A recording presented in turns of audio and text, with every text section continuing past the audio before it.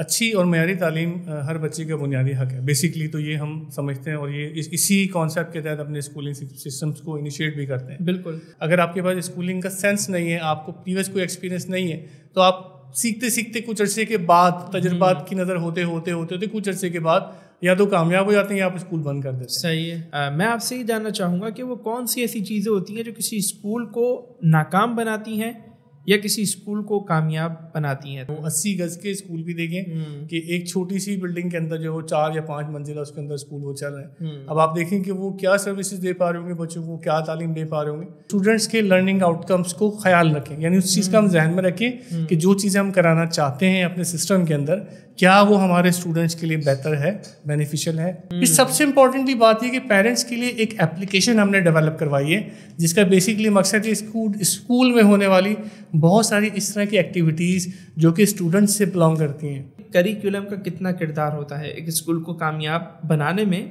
Definitely जब हम एक सिस्टम के अंदर रहते हुए हम जब करिकुलम को स्टार्ट लेंगे, जब हम उसको इनिशिएट करवाएंगे, तो हम ये अपने जहन में रखेंगे कि इसके लर्निंग आउटकम जो है वो बाकायदा से स्टूडेंट्स को मीट आउट कर रहे हों। कुछ टीम्स मोबिलाइज होती हैं, हेड ऑफिस की तरफ से जाती हैं, उन कैंपसेस को विजिट्स करती हैं और विजिट कर लेने के बाद बाकायदा से वहाँ से ये देखती हैं कि उन टीचर्स को जो इनसे ट्रेनिंग कराई गई थी क्या वो इम्प्लीमेंट हुई है कि नहीं। सही। बिस्मिल्लाहिर्रहमानिर्रहीम, अल्लाहुम्मा सल्ली अला सय्यिदिना व मौलाना मुहम्मदिन व आलिहि व सहबिहि व बारिक वसल्लम।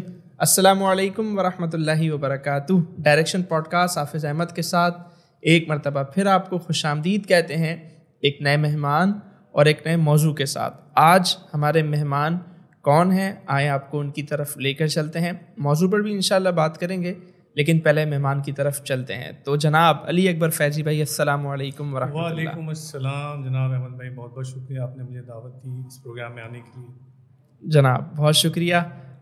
और सच्ची बात यह है कि अली भाई जो हैं वो कोई मेहमान नहीं हैं बल्कि मेज़बान हैं, क्योंकि हमारी टीम का हिस्सा है, हमारी टीम का पार्ट हैं।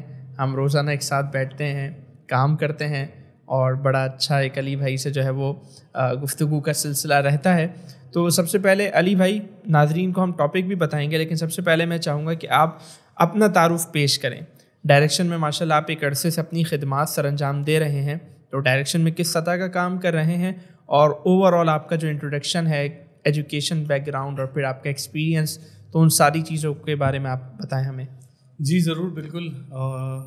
मैं इसको इस तरह से ब्रीफ करता हूँ कि मैंने अपने करियर का आगाज़ सन 2000 से शुरू किया था और उसके बाद मैंने एक वेल नोन प्राइवेट इदारे को ज्वाइन किया था और अल्हम्दुलिल्लाह वहाँ पे टीचिंग के बाद और एडमिनिस्ट्रेशन के बाद बहुत सारे मामला करते करते एज ए जनरल मैनेजर के तौर पे मैंने वहाँ अपना सिस्टम इनिशिएट किया। माशाल्लाह, ये कितने साल में हुई आपकी तकरीबन इसको आप इस तरह से ले लेंगे 5 से 6 साल ये सिस्टम मेरा इस लेवल पे आया। लेकिन फिर उसके बाद वहाँ पर ही मैंने ऐसा समझे कि फ्रेंचाइजिंग सिस्टम का आगाज़ किया और तकरीबन 19 ब्रांचेस मैंने उनके उस सिस्टम के अंदर डेवलप की।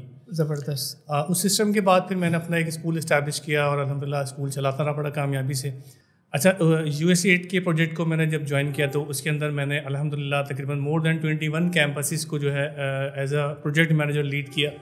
और इंटरनेशनल NGO थी और इंटरनेशनल NGO का आपको पता होता है कि बेसिकली उनके अंदर जो है स्कूलों को मेंटेन किया जाता है, फंड्स की सूरत में मिलते हैं, जो फंड्स होते हैं स्कूलों को वो बाकायदा से मैनेज किया जाता है और लो प्रोफाइल लो प्रिविलेजेस एरियाज़ के अंदर बेसिकली NGOs काम कर रही होती हैं, फोकस उनका वहाँ होता है। जी बेसिकली तो अल्हम्दुलिल्लाह वहाँ पर काम करता रहा, वहाँ पर जो है बहुत कुछ सीखा भी, वहाँ बहुत सारी चीज़ें इम्प्लीमेंट भी की और फैसिलिटेशन के बाद फिर दोबारा से अल्हम्दुलिल्लाह मैं अपना एक कैंपस और जो है वो गुलशन इकबाल के अंदर मैंने स्टार्ट किया। अच्छा, यानी स्कूल आप चला रहे थे और फिर इन सारे तजुर्बात से गुजरने के बाद आपने अपने एक और कैंपस का आगाज़ किया। ज़बरदस्त। अच्छा, उस कैंपस के साथ ही फिर वो आपको इल्म में है कि कोविड के कुछ मसाइल आए थे। जी पूरी दुनिया की जो है वो मईशत एकदम से रुक गई थी, तो उन चीज़ों को देखते हुए फिर जो है वो मुझे मजबूरन स्कूल जो है वो डिसकंटिन्यू करना पड़ा हालात की वजह से। सही। और उसके बाद जो है फिर अल्हम्दुलिल्लाह मैंने डायरेक्शन ग्रुप ऑफ स्कूल्स जो है वो ज्वाइन किया था।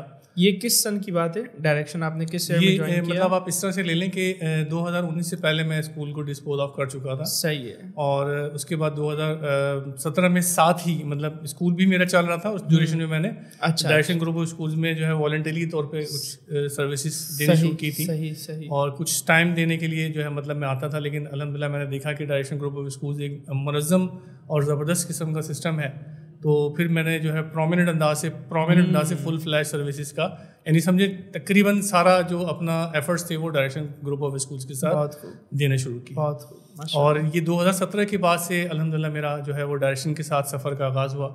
अच्छा, till now direction group of schools में ज्वाइन कर लेने के बाद मैंने बहुत सारे डिपार्टमेंट्स पे काम किया, और जिसमें ख़ास अगर आप देखें तो स्कूल रिलेशनशिप मैनेजमेंट और बिजनेस डेवलपमेंट, और अल्हम्दुलिल्लाह इस वक्त एज अ कंट्री हेड के तौर पे मैं डायरेक्शन ग्रुप ऑफ स्कूल्स में काम कर रहा हूँ और इन दोनों डिपार्टमेंट्स को लीड कर रहा हूँ, जिसमें मेरे पास अल्हम्दुलिल्लाह मार्केटिंग का भी डिपार्टमेंट है, सेल्स भी जिसमें आती है, और सबसे बड़ी बात यह कि इन तमाम डिपार्टमेंट्स की मदद से इन तमाम डिपार्टमेंट्स के बिहाफ के ऊपर स्कूल्स की इस्टेब्लिशमेंट और उनके मामलात को हम देखते हैं।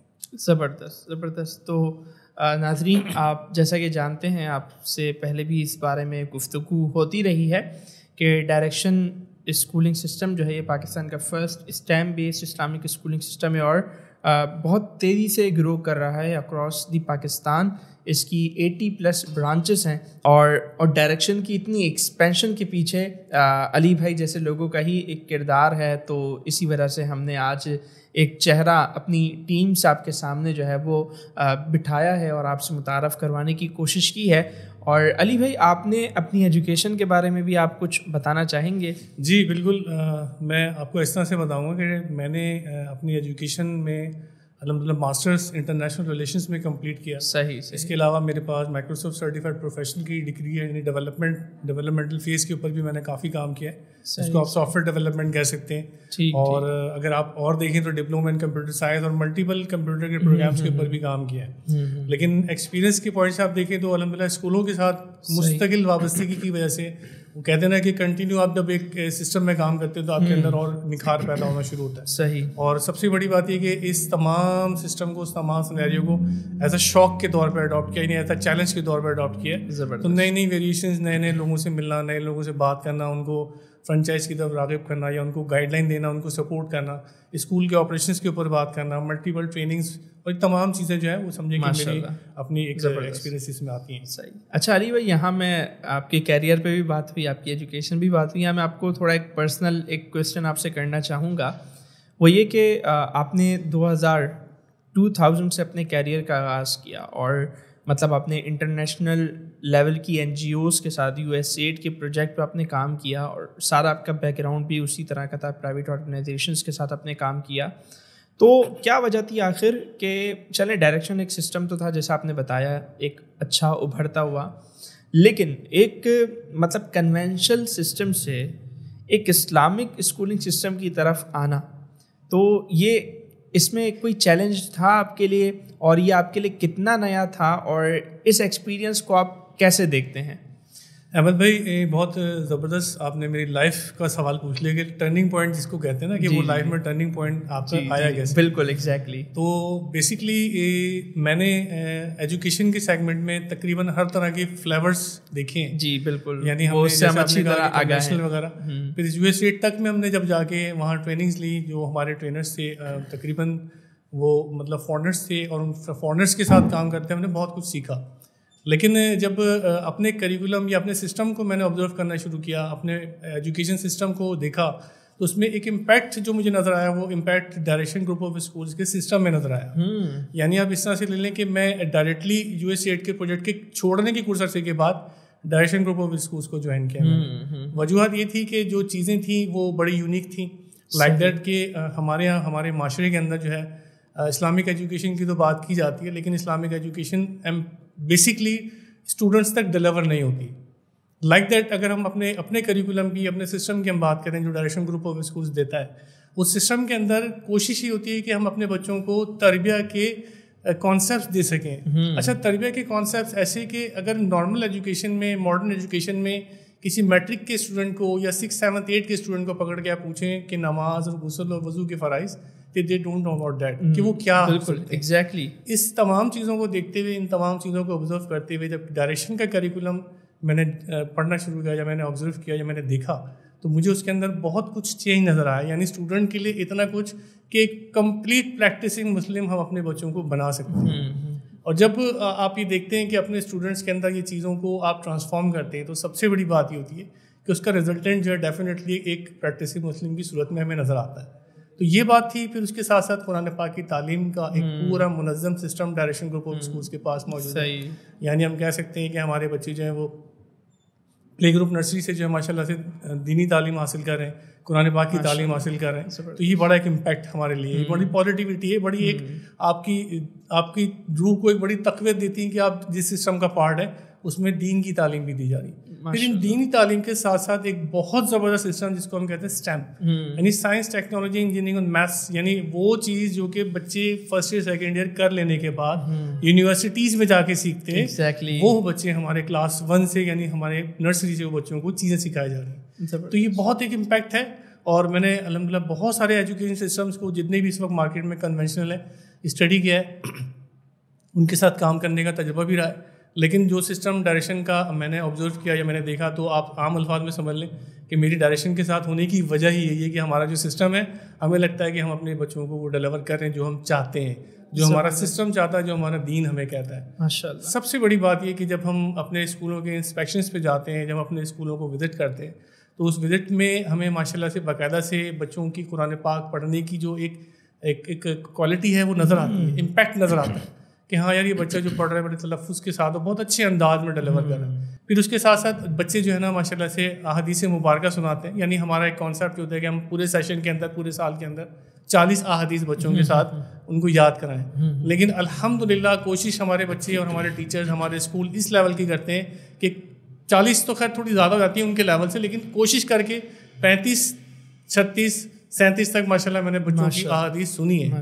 इस लेवल पे अगर आप ब्लो चले हैं कि ब्लो लेवल का स्टूडेंट का रेशो क्या है, तो उसके अंदर भी माशाल्लाह से तकरीबन 20, 22, 15 के करीब स्टूडेंट्स का जो एक रेशो है अहादीस सुनने का आता है। तो वो सुन के यकीन करें इतना प्राउड फील होता है कि हम जो है उस सिस्टम का पार्ट है जिसमें बच्चे जो है माशाल्लाह से अहादीस मुबारका भी पढ़ रहे हैं और दीन की तालीम भी हासिल, और एक अच्छी जो है ना वो टेक्निकल लिहाज से भी एक अच्छी जो है ना टेक्निकलिटीज़। अच्छा, इसके साथ साथ कुरान फहमी का भी हमारा एक अल्हम्दुलिल्लाह एक सेगमेंट है जिसमें बच्चे जो है वो पूरा करिकुलम जो है वो इस लेवल पे पढ़ते हैं कि कुरान पाक की तिलावत के साथ साथ कुरान पाक का फ़हम भी उनको जा रहा हूँ।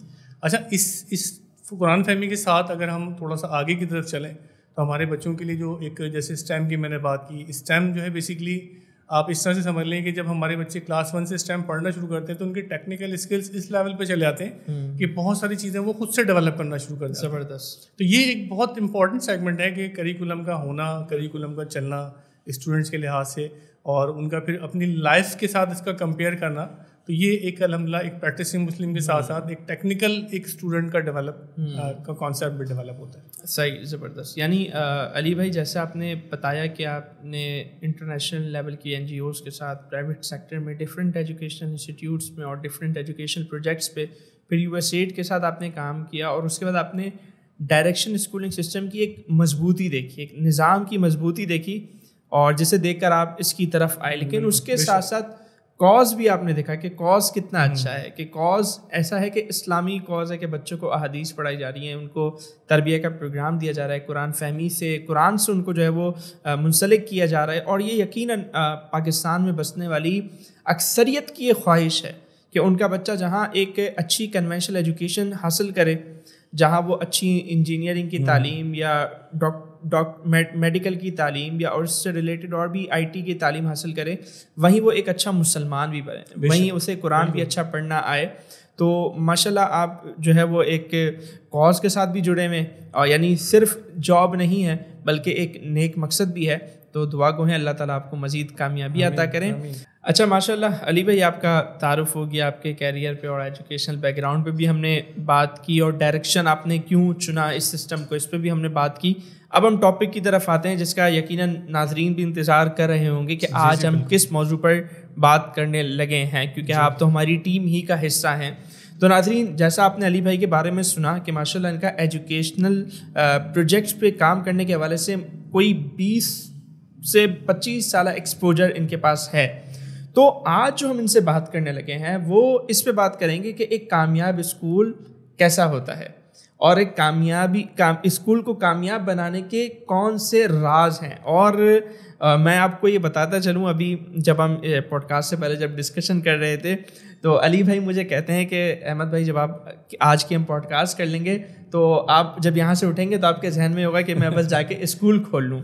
तो यकीनन ये मामला आपके साथ भी पेश आ सकता है, तो आप भी जो है ना वो पेन और पैड लेके बैठ जाएं। हो सकता है कि आप भी जब इस पॉडकास्ट को देखें तो आपके जहन में भी स्कूल का एक पूरा खाका बन चुका हो, और जब आप स्कूल खोलने की तरफ जाएं तो डायरेक्शन स्कूलिंग सिस्टम का सपोर्ट भी आप हासिल कर सकते हैं। हमसे भी जो है वो रब्ता कर सकते हैं। बहरहाल अली भाई की तरफ आते हैं और इनसे सवाल पूछते हैं। अली भाई, सबसे बुनियादी चीज़ स्कूलिंग सिस्टम होता क्या है, ठीक है ना, और ये चलता कैसे, सबसे पहले तो आप ये बताएं। अच्छी और मयारी तालीम हर बच्चे का बुनियादी हक है बेसिकली, तो ये हम समझते हैं और ये इसी कॉन्सेप्ट के तहत अपने स्कूलिंग सिस्टम्स को इनिशिएट भी करते हैं। बिल्कुल। अगर हम स्कूलिंग सिस्टम की बात करें तो बेसिकली स्कूलिंग सिस्टम जो है वो इस तरह से है कि आप एक समंदर को कूजे में बंद कर दें, यानी सेट ऑफ एक इस तरह का रूल कि जिसके अंदर मल्टीपल चीज़ें एडेड हो। लाइक दैट हम बात करते हैं एक स्कूलिंग सिस्टम की, तो स्कूलिंग सिस्टम में सबसे पहला जो एक सेगमेंट होता है वो हमारे स्कूल का इंफ्रास्ट्रक्चर या बिल्डिंग। फिर उसके बाद हम ये देखते हैं कि वो बिल्डिंग हम किस इलाके में हासिल कर सकते हैं। फिर उसके बाद हम ये देखते हैं कि जिस इलाके में हम स्कूल की बिल्डिंग हासिल करेंगे तो हम ये भी देखेंगे कि वहाँ पर वो बिल्डिंग के मामलात कैसे कि वहाँ स्टूडेंट्स ईजिली पहुँच सकेंगे, स्टाफ ईजिली पहुँच सकेगा। उसके बाद हम ये देखते हैं कि हमने टीचर्स की क्वालिटी कैसी रखनी है, यानी हम किस लेवल के टीचर्स हायर कर रहे हैं। फिर उसके बाद हम मार्केटिंग के ऊपर भी जाते हैं। उसके बाद सारी चीज़ें कर लेने के बाद इन सबसे ऊपर का जो हमारा एक कॉन्सेप्ट आता है वो हमारा ये आता है कि करिकुलम हमने किस लेवल का सिलेक्ट करना है। सही। ये बहुत ज़्यादा ज़रूरी चीज़ें होती हैं कि जब हम इस स्कूल को सेट करना शुरू करते हैं तो हमारा जो है फिर एक सिस्टम भी डेवलप होना, ये सब चीज़ें मिलकर एक स्कूलिंग सिस्टम बनाती हैं। बात तो ये होती है कि जब हम एक सारे सिस्टम को डेवलप कर लेते हैं तो हमें फिर एक अच्छे स्कूल की इस्टेब्लिशमेंट की तरफ हम जाते हैं। सही है। अच्छा, एक तो सिनेरियो ये होता है कि एक आप खुद से एक सिस्टम को स्टार्ट करते हैं, लेकिन उसका सबसे बड़ा ड्रॉबैक जो देखने में आता है, अगर आपके पास स्कूलिंग का सेंस नहीं है, आपको प्रीवियस कोई एक्सपीरियंस नहीं है, तो आप सीखते सीखते कुछ अरसे के बाद तजुर्बात की नज़र होते होते कुछ अरसे के बाद या तो कामयाब हो जाते हैं या आप स्कूल बंद कर देते हैं। सही है। अच्छा, उस नाकामी या कामयाबी के सेंस के अंदर सबसे बड़ा नुकसान जो होता है वो आपके स्टूडेंट्स का होता है। बिल्कुल। तो ये चीज़ हमारे लिए बड़ी एक अलार्मिंग सी होती है कि हम जो है अपना स्कूल खोलें और अगर हमारे पास उसका एक्सपीरियंस नहीं है तो हमारे लिए स्टूडेंट्स का एक बहुत बड़ा नुकसान है, नुकसान अजीम समझ में आप। लेकिन अगर हम किसी एक अच्छे सिस्टम का पार्ट बनते हैं, उस सिस्टम के तहत हम जब अपने एक स्कूलिंग सेगमेंट का अडॉप्ट करते हैं कि हम चाहते हैं कि हम इनके एक्सपीरियंसेस से अपना स्कूल स्टार्ट करें, तो उसमें सबसे बड़ा बेनिफिट ये है कि आपको बाकायदा से 3 फॉर्म्स के अंदर, यानी आप समझ लें स्कूल इस्टेब्लिशमेंट का एक पूरा प्लान मिलता है। उस स्कूल इस्टेब्लिशमेंट प्लान का बेसिकली पर्पस ये होता है कि आपने अपना स्कूल किस तरह से इनिशिएट करना है। सही है। यानी जैसे मैंने आपसे बात की, सबसे पहले कि आप ये डिसाइड करते हैं किस एरिया में खोलना है, कितने बड़े रकबे पे आपका स्कूल होगा, यानी साइज उसका क्या होगा, इंफ्रास्ट्रक्चर कैसा होगा, रूम्स वगैरह की तादाद, और ये सारी चीज़ें उसमें आ जाएंगी। फिर उसके बाद उसके अंदर जो है इंफ्रास्ट्रक्चर के साथ टीचर्स की जो है वो रिक्रूटमेंट का एक पूरा सिलसिला होगा, ट्रेन टीचर्स आप अपॉइंट करेंगे। फिर उसके बाद डेफिनेटली जब आप एक सिस्टम के साथ आप जब अटैच होते हैं तो आपको एक पूरा ज़बरदस्त किस्म का करिकुलम सेट किया हुआ मिलता है, और जब वो करिकुलम आप तक बढ़ाया जाता है तो उसके साथ ही आपको एकेडमिक्स की कंप्लीट गाइडलाइन भी दी जाती है। उस गाइडलाइन का बेसिक पर्पस ये होता है कि आपने किस तरह से पूरा साल अपने सिस्टम को एग्जीक्यूट करना है, यानी किस तरह से इम्प्लीमेंट करना है, किस तरह से आपने लेसन प्लान डिलीवर करने, टीचर्स की training, each and everything will be guided from the system. सही है। फिर उसके साथ स्टूडेंट्स की मार्केटिंग, यानी स्टूडेंट्स किस तरह से आपके स्कूल तक आएंगे, उनका प्रोसेस क्या होगा, और सबसे बड़ी बात ये कि एडमिशन किस तरह से आप लेना शुरू करेंगे, ये पूरी कंप्लीट गाइडलाइन इंफ्रास्ट्रक्चर के साथ साथ आपको इंशाल्लाह एक सिस्टम प्रोवाइड करता है। अच्छा अली भाई, आपने स्कूलिंग सिस्टम पे बात की कि स्कूलिंग सिस्टम के लिए क्या क्या चीज़ें जो है वो ज़रूरी होती हैं।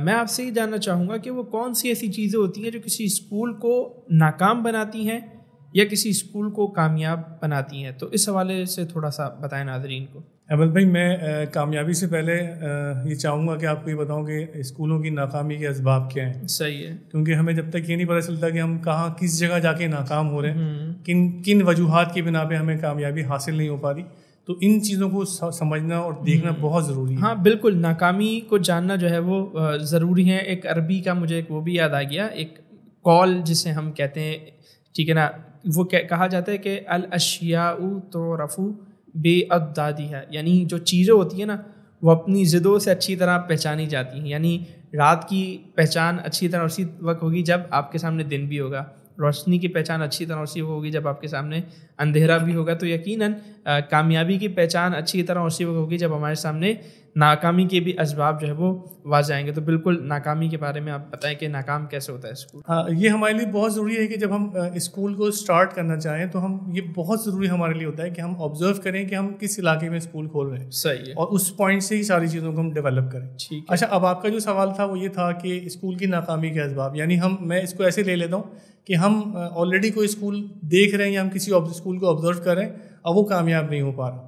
अच्छा देखिए, सबसे इम्पोर्टेंटली ये तो ये कि उस बिल्डिंग यानी जहाँ पे स्कूल बनाया गया है उसकी बिल्डिंग का स्ट्रक्चर क्या है। क्या ऐसा तो नहीं है कि बहुत छोटे पैमाने के ऊपर वो स्कूल बना दिया गया है या किसी मतलब इस लेवल के ऊपर है कि एक क्लास के अंदर स्टूडेंट की स्ट्रेंथ भी प्रोमिनेंट अंदाज से नहीं आ पा या आम अल्फाज में जिसको कहते हैं ना कि गवर्नमेंट का जो एक लॉ है कि एटलीस्ट 240 से अबव की बिल्डिंग होनी चाहिए। सही। ये हमारी गवर्नमेंट ऑफ पाकिस्तान की रिक्वायरमेंट है कि हम बिल्डिंग जब भी इस्टेब्लिश करें वो 240 से अबव होनी चाहिए। ये उसूल कितना फॉलो होता है? ये स्कूल 100% में से कितना ये उसूल फॉलो किया जाता है? आप अगर देखें कुछ लो प्रोफाइल एरियाज में आप चले जाएं तो मैंने तो 120 के ऊपर भी स्कूल देखे हैं, मैंने 180 के ऊपर भी देखे हैं, मैंने जो है वो 80 गज के स्कूल भी देखे कि एक छोटी सी बिल्डिंग के अंदर जो वो 4 या 5 मंजिला उसके अंदर स्कूल वो चल रहे हैं। अब आप देखें कि वो क्या सर्विसेज दे पा रहे होंगे बच्चों को, क्या तालीम दे पा रहे होंगे, तो वो मामलात उनके वो उस लेवल के नहीं जो कि होने चाहिए। तो एक बहुत ज़रूरी है कि हमारे स्कूलों का जो इंफ्रास्ट्रक्चर है, जो बिल्डिंग है या स्ट्रक्चर है या उसका जो साइज़ है वो मैटर करता है। लेकिन मतलब एक एरिया जहाँ लोगों के पास इतने वसाइल नहीं हैं वहाँ तो स्कूल छोटे पैमाने पे ही होगा ना। वहाँ कैसे वो 240 गज की जगह वो अरेंज करेंगे? देखिए अब जाहिर सी बात है 240 गज की जगह अरेंज करने जाएंगे तो एक्सपेंसेस बढ़ेंगे। अब और वो लोग कैसे एंगेज? देखिए अहमद भाई, इसको इस तरह से कनेक्ट करते हैं कि हमने तो एक पहला जवाब देखा कि बिल्डिंग छोटी है। हाँ। उस छोटी बिल्डिंग के अंदर डेफिनेटली अगर 120 की 4 मंजिला भी बिल्डिंग है तो अगर उसके पास मिसाल दे रहा हूँ कि 150 से ज़्यादा की स्ट्रेंथ है तो क्लासों के अंदर बच्चों के साथ जो जुल्म हो रहा है वो ठूसे हुए होंगे बिल्कुल। अब जब वो डेफिनेटली छोटे छोटे रूम्स के अंदर 15 से 20 बच्चे बैठे होंगे तो बहुत सारे मसाइल वहाँ से जनरेट होना शुरू होंगे। फिर डेफिनेटली जब स्टूडेंट्स की स्ट्रेंथ ज़्यादा होगी तो और मामला बढ़ना शुरू होंगे, यानी सफोकेशन के इश्यूज़ हैं, लाइट के इश्यूज़ हैं और इसी तरह के और मामला। और जो छोटे इलाके हैं वहाँ और डिफरेंट और जो सिटी एडमिनिस्ट्रेशन की तरफ की चीज़ें होती हैं जैसे बिजली हो गई, गैस हो गई या इस तरह की और जो चीज़ें होती हैं वो अवेलेबल होना उनका वैसे ही मुश्किल होता है। तो डेफिनेटली वो सारी सर्विसेज जो कि उनको मिलनी चाहिए वो नहीं मिल पाती। सबसे पहले हमने देखा कि इंफ्रास्ट्रक्चर, उसके बाद जब वो इंफ्रास्ट्रक्चर छोटे इलाके में जब स्कूल एक स्टार्ट किया जाएगा छोटे रिसोर्सेज के साथ, तो सबसे बड़ा जो उसका एक इशू होगा वो होगा बजट। डेफिनेटली छोटे इलाकों में उसको फीस वो नहीं मिल पाएगी जो कि उसको मिलनी चाहिए, और ना अच्छी फीस ना मिल सकने की सूरत में वो अपने एक्सपेंसेस या बजट को मीट आउट नहीं कर सकेगा।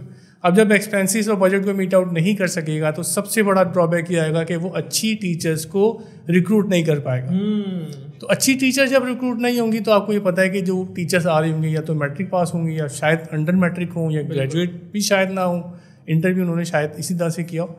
तो डेफिनेटली जब वो टीचर्स उस सिस्टम के अंदर आके पढ़ाना शुरू करेंगी तो उनका वो इम्पैक्ट नहीं होगा जो कि हम चाहते हैं। अब जब सब चीज़ें देख लेंगे तो अब एक इम्पॉर्टेंट सेगमेंट जाएगा कि इन तमाम चीज़ों से बालातर जब वो स्कूल खोला जा रहा होगा तो क्या इस चीज़ का ख्याल रखा जाएगा कि करिकुलम जो है वो उस इलाके के स्टूडेंट्स की नीड के ऊपर पूरा उतरता हो। ये बहुत ज़रूरी होता है कि जब हम एक करिकुलम को सेट करना शुरू करें तो स्टूडेंट्स के लर्निंग आउटकम्स को ख्याल रखें, यानी उस चीज़ का हम जहन में रखें कि जो चीज़ें हम कराना चाहते हैं अपने सिस्टम के अंदर क्या वो हमारे स्टूडेंट्स के लिए बेहतर है, बेनिफिशियल है।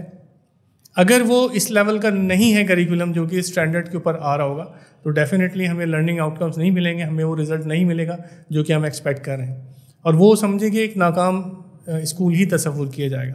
फिर उसके साथ साथ जनरल एजुकेशन के मामलात हैं, डिसिप्लिन के मामलात हैं, स्टूडेंट्स की अच्छी टीचर्स नहीं होंगी तो डेफिनेटली आपको पता है एनवायरनमेंट भी वैसे ही डेवलप हो रहा होगा जो होता है, बच्चों का स्लंग लैंग्वेज का इस्तेमाल, डिसिप्लिन इनडिसिप्लिन की सारी एक्टिविटीज़ उसके अंदर शामिल हो जाती है, जिसको हम आम अल्फाज में कह सकते हैं कि नाकामी जो है वो कंटिन्यू। अब स्कूल चलता तो है, चला लेते हैं लोग, लेकिन मामलात वो नहीं होते कि जो कि एक्सपेक्टेशंस होती है। हमारा स्कूल खोलने का ऑब्जेक्टिव, हमारे स्कूल खोलने का मकसद ये कि एक अच्छी स्टूडेंट्स की जो है नर्चरिंग करके हम एक अच्छी खेप जो है वो मार्केट में यानी हम भेज सकें, जिसके थ्रू बच्चा जो है अच्छे अंदाज के अंदर जाके अच्छे कॉलेजेस में, यूनिवर्सिटीज़ में एडमिशन ले सके। तो ये बहुत ज़रूरी है हमारे लिए कि हम इन तमाम असबाब का अपने जहन में एक कॉन्सेप्ट रखें और इसके मुताबिक ही बाकायदा से हम पूरा डेवलपमेंट। अच्छा अली भाई, आपने जो गुफ्तगू की उससे मेरे जहन में एक सवाल आया। जैसे आपने बताया कि जो छोटे इलाके हैं वहाँ जाहिर सी बात है सबसे ज़्यादा मसाइल वहीं पे होते हैं। यानी ऐसा हमारा गुफ्तगू करने का कोई ऐसा मकसद नहीं है कि हम जो है ना वो उन स्कूलों की बुराइयां कर रहे हैं, बल्कि जो एक चीज़ एग्जिस्ट करती है, जो एक हकीकत है, जो मसाइल हैं, हम उनको डिस्कस करने लगे हैं। लेकिन जहन में सवाल ये आया कि जो बड़े इलाके हैं, जहाँ बड़े स्कूल्स हैं, जहाँ बिल्डिंग अच्छी है, जहाँ इंफ्रास्ट्रक्चर अच्छा है, जहाँ पैसे वाले जो है ना वो लोग हैं, जहाँ अच्छी टीचर्स हायर हैं, क्या वो तमाम के तमाम स्कूल क्या कामयाब हैं?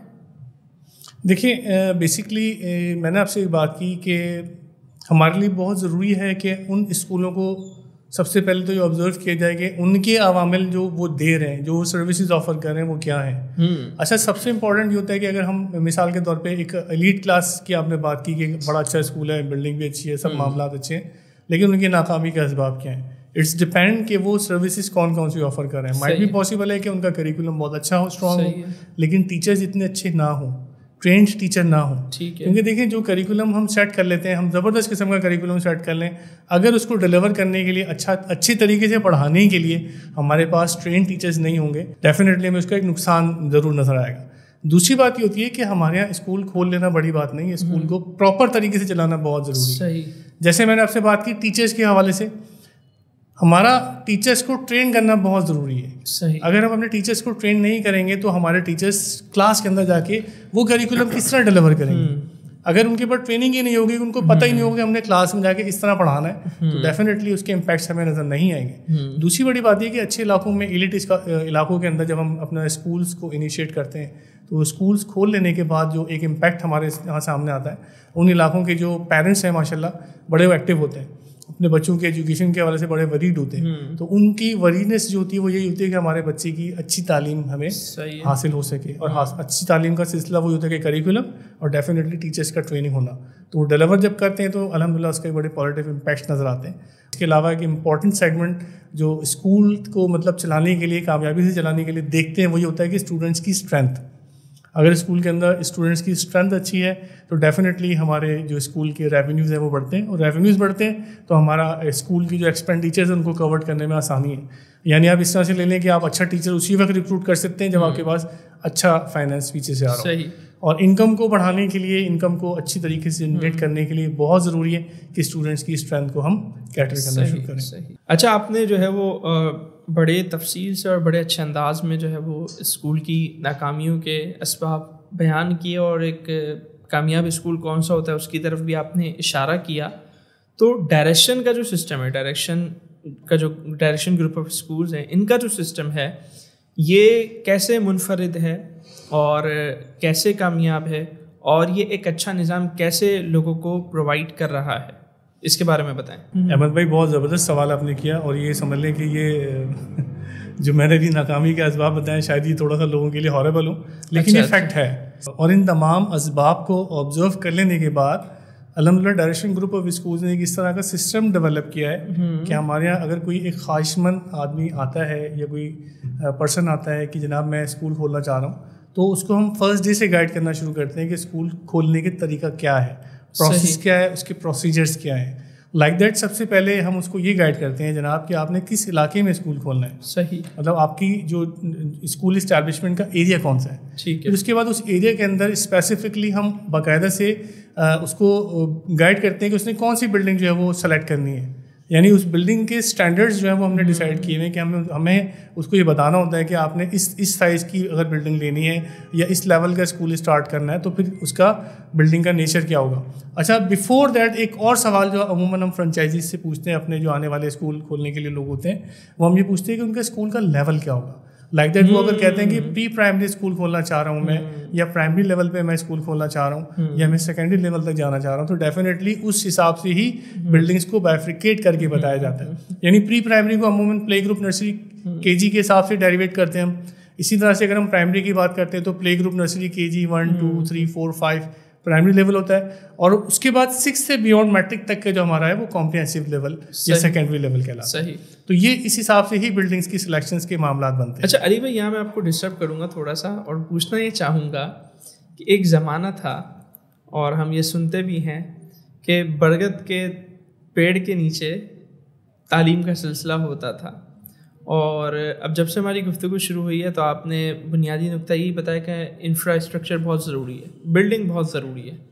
तो आखिर क्यों, यानी बिल्डिंग का मयारी होना क्यों ज़रूरी है? मतलब एक ज़माना था कि पेड़ के नीचे बैठकर भी तालीम हासिल की जा सकती थी, तो अब चले बिल्डिंग में आ गए तो बस एक छत होना काफ़ी नहीं है, मतलब इतना बिल्डिंग पे जोर किस वजह से? अहमद भाई, बात कुछ इस तरह से मैं इसको समेटूंगा कि वेरिएशन का दौर है, चेंज, यानी अगर आप इस तरह से ऑब्जर्व करें कि हर कुछ दिनों के बाद या हर दिन कोई एक नई चीज़ जो है वो ईजाद हो रही है। मिसाल देता हूँ कि बहुत सारी इस तरह की एप्लीकेशन इस वक्त आ चुकी हैं कि हम जो है ना इस वक्त मल्टीपल एप्लीकेशन में घिर गए। लाइक दैट कि किसी ज़माने में हम जो है डिक्शनरी उठा के कोई वर्ड ढूंढा करते थे, वो दौर अब चला गया। अब आपने गूगल में लिखा, आपके पास बेहिसाब कंटेंट मौजूद होता है।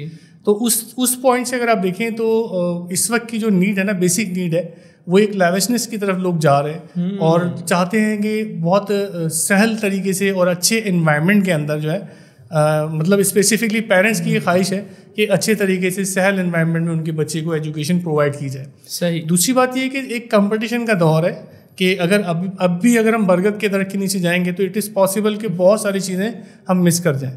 मिसाल के तौर पे अगर हम एक स्कूल को ले लें तो स्कूल के अंदर हमारे पास एक ज़बरदस्त किस्म का जो रिसोर्स होता है वो क्लासरूम की सूरत में हमें मिलता है, जिसमें हमें एक वाइट बोर्ड भी मिलता है, जिसमें हमें ग्रीन बोर्ड भी नज़र आता है। कुछ रेफरेंस मटेरियल हमारा ग्रीन बोर्ड पे होता है, कुछ टीचर जो है बाकायदा से वाइट बोर्ड पे बच्चों को ब्रीफ कर रही होती है। पीसफुल इन्वायरमेंट होता है, काम इन्वायरमेंट होता है, तो बच्चा बाकायदा से बड़े अच्छे अंदाज के अंदर एक तालीम हासिल कर सकता है। तालीम के साथ साथ अगर उसको कोई एक सर्विसेज की ज़रूरत है, कोई सपोर्ट की ज़रूरत है, लाइक दैट अगर साइंस का टॉपिक वो पढ़ रहा है तो साइंस के टॉपिक को पढ़ा लेने के बाद टीचर क्या करेगी, उनको बाकायदा से या तो साइंस लैब में या स्टेम लैब में या कंप्यूटर लैब में ले जाके उनको रेफरेंसेस दे सकती है।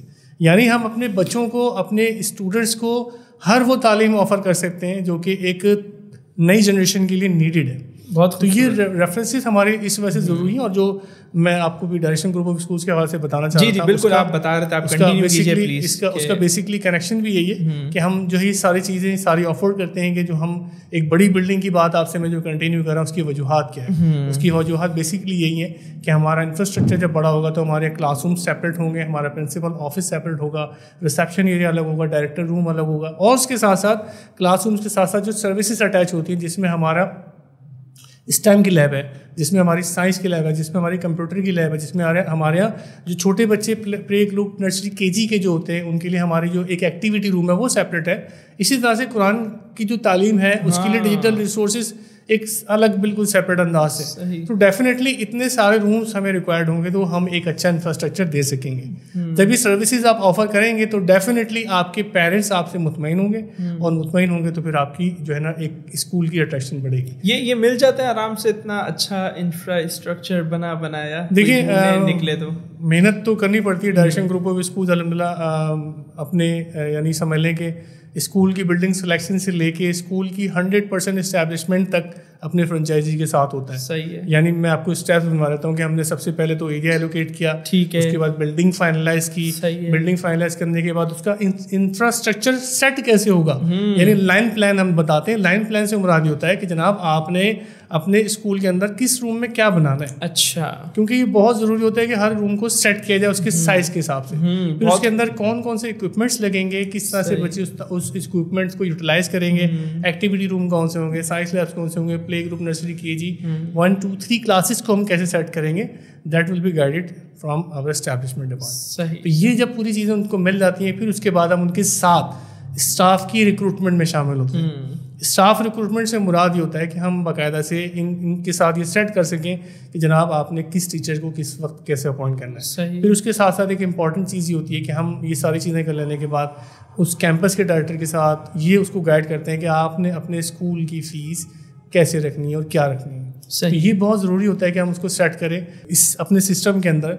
यानी जो हम स्कूल स्टार्ट करना चाह रहे हैं, एकेडमिक्स की पूरी सपोर्ट प्रोवाइड करनी होती है कि किस तरह से वो पूरा साल अपने एकेडमिक्स को एग्जीक्यूट करेंगे। ये बहुत ज़रूरी होता है क्योंकि खुदा ना खासा अगर सिस्टम बना लेना, स्कूल बना लिया और आपने हेड ऑफिस या डायरेक्शन ग्रुप ऑफ स्कूल्स की तरफ से भेजा गया करिकुलम या एकेडमिक्स का सिस्टम अपने सिस्टम के अंदर, अपने कैंपस के अंदर इम्प्लीमेंट नहीं किया तो वो रिजल्ट हासिल नहीं हो सकेंगे जो कि आप चाहते हैं। तो वो एक इम्पॉर्टेंट है। यानी आप समझ लें कि पूरा साल जो एक एक्टिविटी स्कूल के अंदर रहती है वो एकेडमिक्स की एक्टिविटी होती है। कैरिकुलम तो एक दफ़ा सेट किया आपने, हाँ। लेकिन एकेडमिक्स की एक्टिविटी पूरा साल चलती है। सही है कि दरस व तदरीस का अमल चलता रहे, क्लासरूम ऑब्जर्वेशंस जो आ रही हैं वो डिलीवर होती रहे, वर्कशीट्स पे काम होता रहे, मल्टीपल एक्टिविटीज़ होती रहे, को करिकुलर एक्टिविटीज़ होती रहे, और उनकी असेसमेंट एग्जामिनेशन की सूरत में हमारे साथ होती रहे। तो ये बहुत ज़रूरी है, पूरा साल अल्हम्दुलिल्लाह हमारे सिस्टम में चल रही होती हैं। फिर उसके बाद एक बहुत ज़रूरी जो डायरेक्शन ग्रुप ऑफ स्कूल्स अपने कैंपसेस को गाइडलाइन देता है वो ये होती है कि फाइनेंस की मैनेजमेंट। यानी फाइनेंस मैनेजमेंट से मुराद ये होता है कि हमारे स्कूल जो है वो मिसाल जैसे आपने एक कामयाब स्कूल की बात की थी,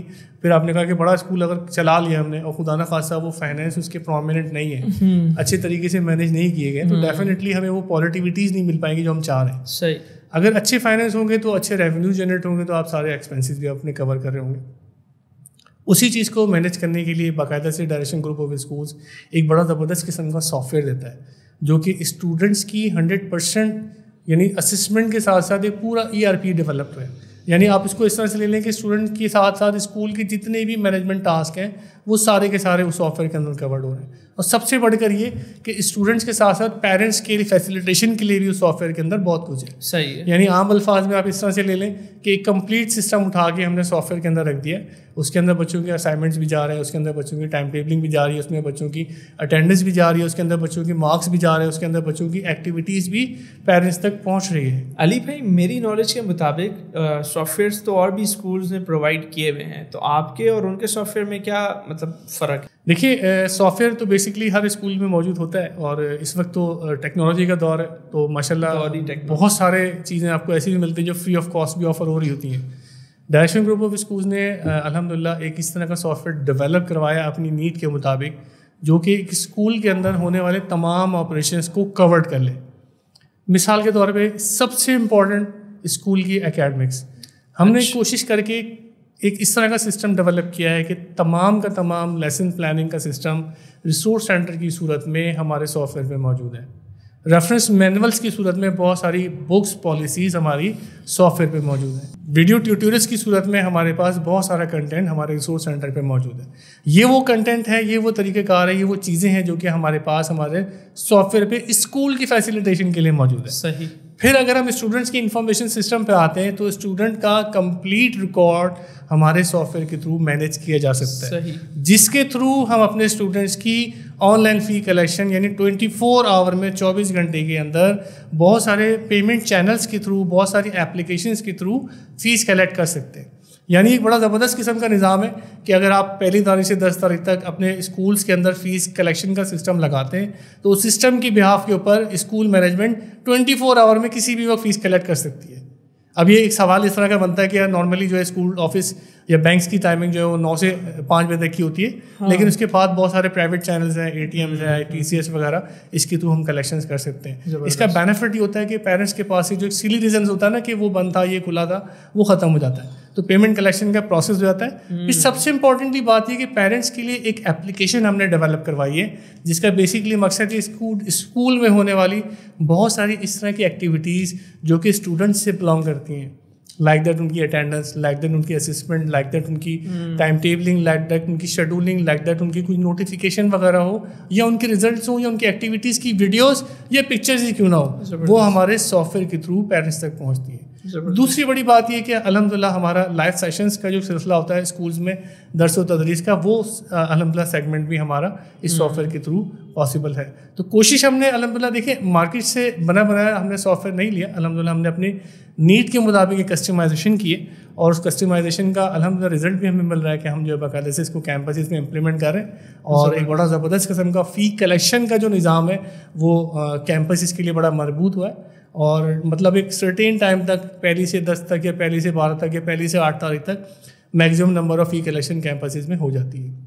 अच्छा, इसके साथ साथ सॉफ्टवेयर की सपोर्ट के साथ साथ डायरेक्शन ग्रुप ऑफ स्कूल्स की तरफ से जो है हम स्टाफ रिक्रूटमेंट का एक सिस्टम देते हैं जिसका बेसिकली मकसद ये होता है कि हम क्वालिटी टीचर्स जो है मार्केट से रिक्रूट करके अपने कैंपस में डिप्यूट कर सकें। अब जो भी हमारा नया कैंपस खुलता है हम उसकी साथ बाकायदा से एक पैनल इंटरव्यू करते हैं और सिलेक्शन करते हैं कि हम अच्छे से अच्छे टीचर्स उस कैंपस के लिए रिक्रूट करके उनको दे सकें। अच्छा, ये रिक्रूटमेंट सिर्फ एक टाइम की नहीं होती है, पूरे साल में अगर खुदा ना खास्ता उसका कोई टीचर लेफ्ट कर जाता है, ड्रॉप आउट हो जाता है, तो हम बाकायदा से उस सेगमेंट के अंदर भी उसको बाकायदा से हम रिक्रूटमेंट पूरा साल प्रोसेस करते हैं, चाहे वो प्रिंसिपल की सूरत में हो, चाहे वो एडमिन की सूरत में हो, चाहे वो टीचर्स हो या इसी तरह का कोई और सपोर्टिंग स्टाफ हो, उसके लिए भी हम बाकायदा से इनको फैसिलिटेट कर रहे होते हैं। इसके साथ साथ अगर हम देखें तो ये सारी चीज़ें हम सेट कर लिया, हमने माशाल्लाह एक बिल्डिंग बना ली, हमने इंफ्रास्ट्रक्चर सेट करवा दिया, स्टाफिंग अपॉइंट करा ली, लाइन प्लान दे दिया, each and everything is finalise. लेकिन अगर हम इस सेगमेंट में जाते हैं, लेकिन अगर अब हम देखें तो अब हम जिस सेगमेंट में जाएंगे वो हमारे स्कूल्स की एडमिशन्स हैं, यानी मार्केटिंग और प्रमोशन। ये बहुत ज़रूरी होता है कि हम बाकायदा से उनको गाइडलाइन दें, उनको हम सपोर्ट करें, उनको हम ट्रेनिंग्स दें कि किस तरह से आपने मार्केट से जो है स्टूडेंट्स को पिक करना है। क्योंकि देखें कंपटीशन का दौर है, जो स्कूल जिस इलाके में खोला जाएगा डेफिनेटली उसके आसपास भी और स्कूल भी मौजूद होंगे, और उन स्कूल्स के मौजूद होने से ही होता है कि हर कैंपस अपनी मार्केटिंग कर रहा होता है। तो अल्हम्दुलिल्लाह डायरेक्शन ग्रुप ऑफ स्कूल्स के पास इतने यूनिक फीचर्स मौजूद हैं कि अगर वो सारे फीचर्स को हाईलाइट करता है तो अल्हम्दुलिल्लाह एडमिशन्स का एक रिस्पांस आता है। और मतलब ये कि हमारी एक सक्सेस स्टोरी रही है कि हमने जितने भी कैंपसेस को स्टार्ट किया है विद इन 6 मंथ्स अल्हम्दुलिल्लाह ब्रेक इवन से वो तकरीबन कैंपसेस क्रॉस आउट कर गए। दूसरी एक इम्पॉर्टेंट बात ये कि हमारा सेंट्रलाइज परचेजिंग का एक पूरा एक मरबूत निज़ाम है, यानी हम अपने कैंपसेस को फैसिलिटेशन देते हैं कि जनाब अगर स्टूडेंट्स की यूनिफॉर्म की बात हो रही हो, स्टूडेंट्स की सप्लाईज़ की बात हो रही हो, स्टूडेंट्स के स्टैम्प किट्स की मतलब परचेजिंग्स की बात हो रही हो, तो वो हम उनको सेंट्रलाइज तौर पे अवेलेबल करा सकते हैं। यानी अगर वो चाहें तो वो स्टूडेंट पैक्स हमसे बाकायदा से परचेज़ करें, और वो पैक्स ऐसे होते हैं कि मतलब बाकायदा से बैग की सूरत में होते हैं जिसमें सारा किताबें, कॉपियाँ वगैरह सब चीज़ें उसके अंदर मौजूद होती हैं। और डायरेक्शन ग्रुप ऑफ स्कूल्स की जो अपनी पब्लिकेशंस हैं डेप्थ के नाम से जो हम अल्हम्दुलिल्लाह कर रहे हैं उसके अंदर वो मौजूद होती हैं, और वो बड़े फैसिलिटेशन अंदाज के अंदर ऑर्डर देते हैं, उन तक वो ऑर्डर पहुंचा दिया जाता है। अच्छा अली भाई, आपने बहुत सारी बातें की, ये भी वो भी, स्कूल को कामयाब बनाने में ये भी होना चाहिए, ये भी होना चाहिए, डायरेक्शन ये भी दे रहा है, ये भी दे रहा है, बहुत सारी आपने बातें जो है ना उसको आपने टच किया।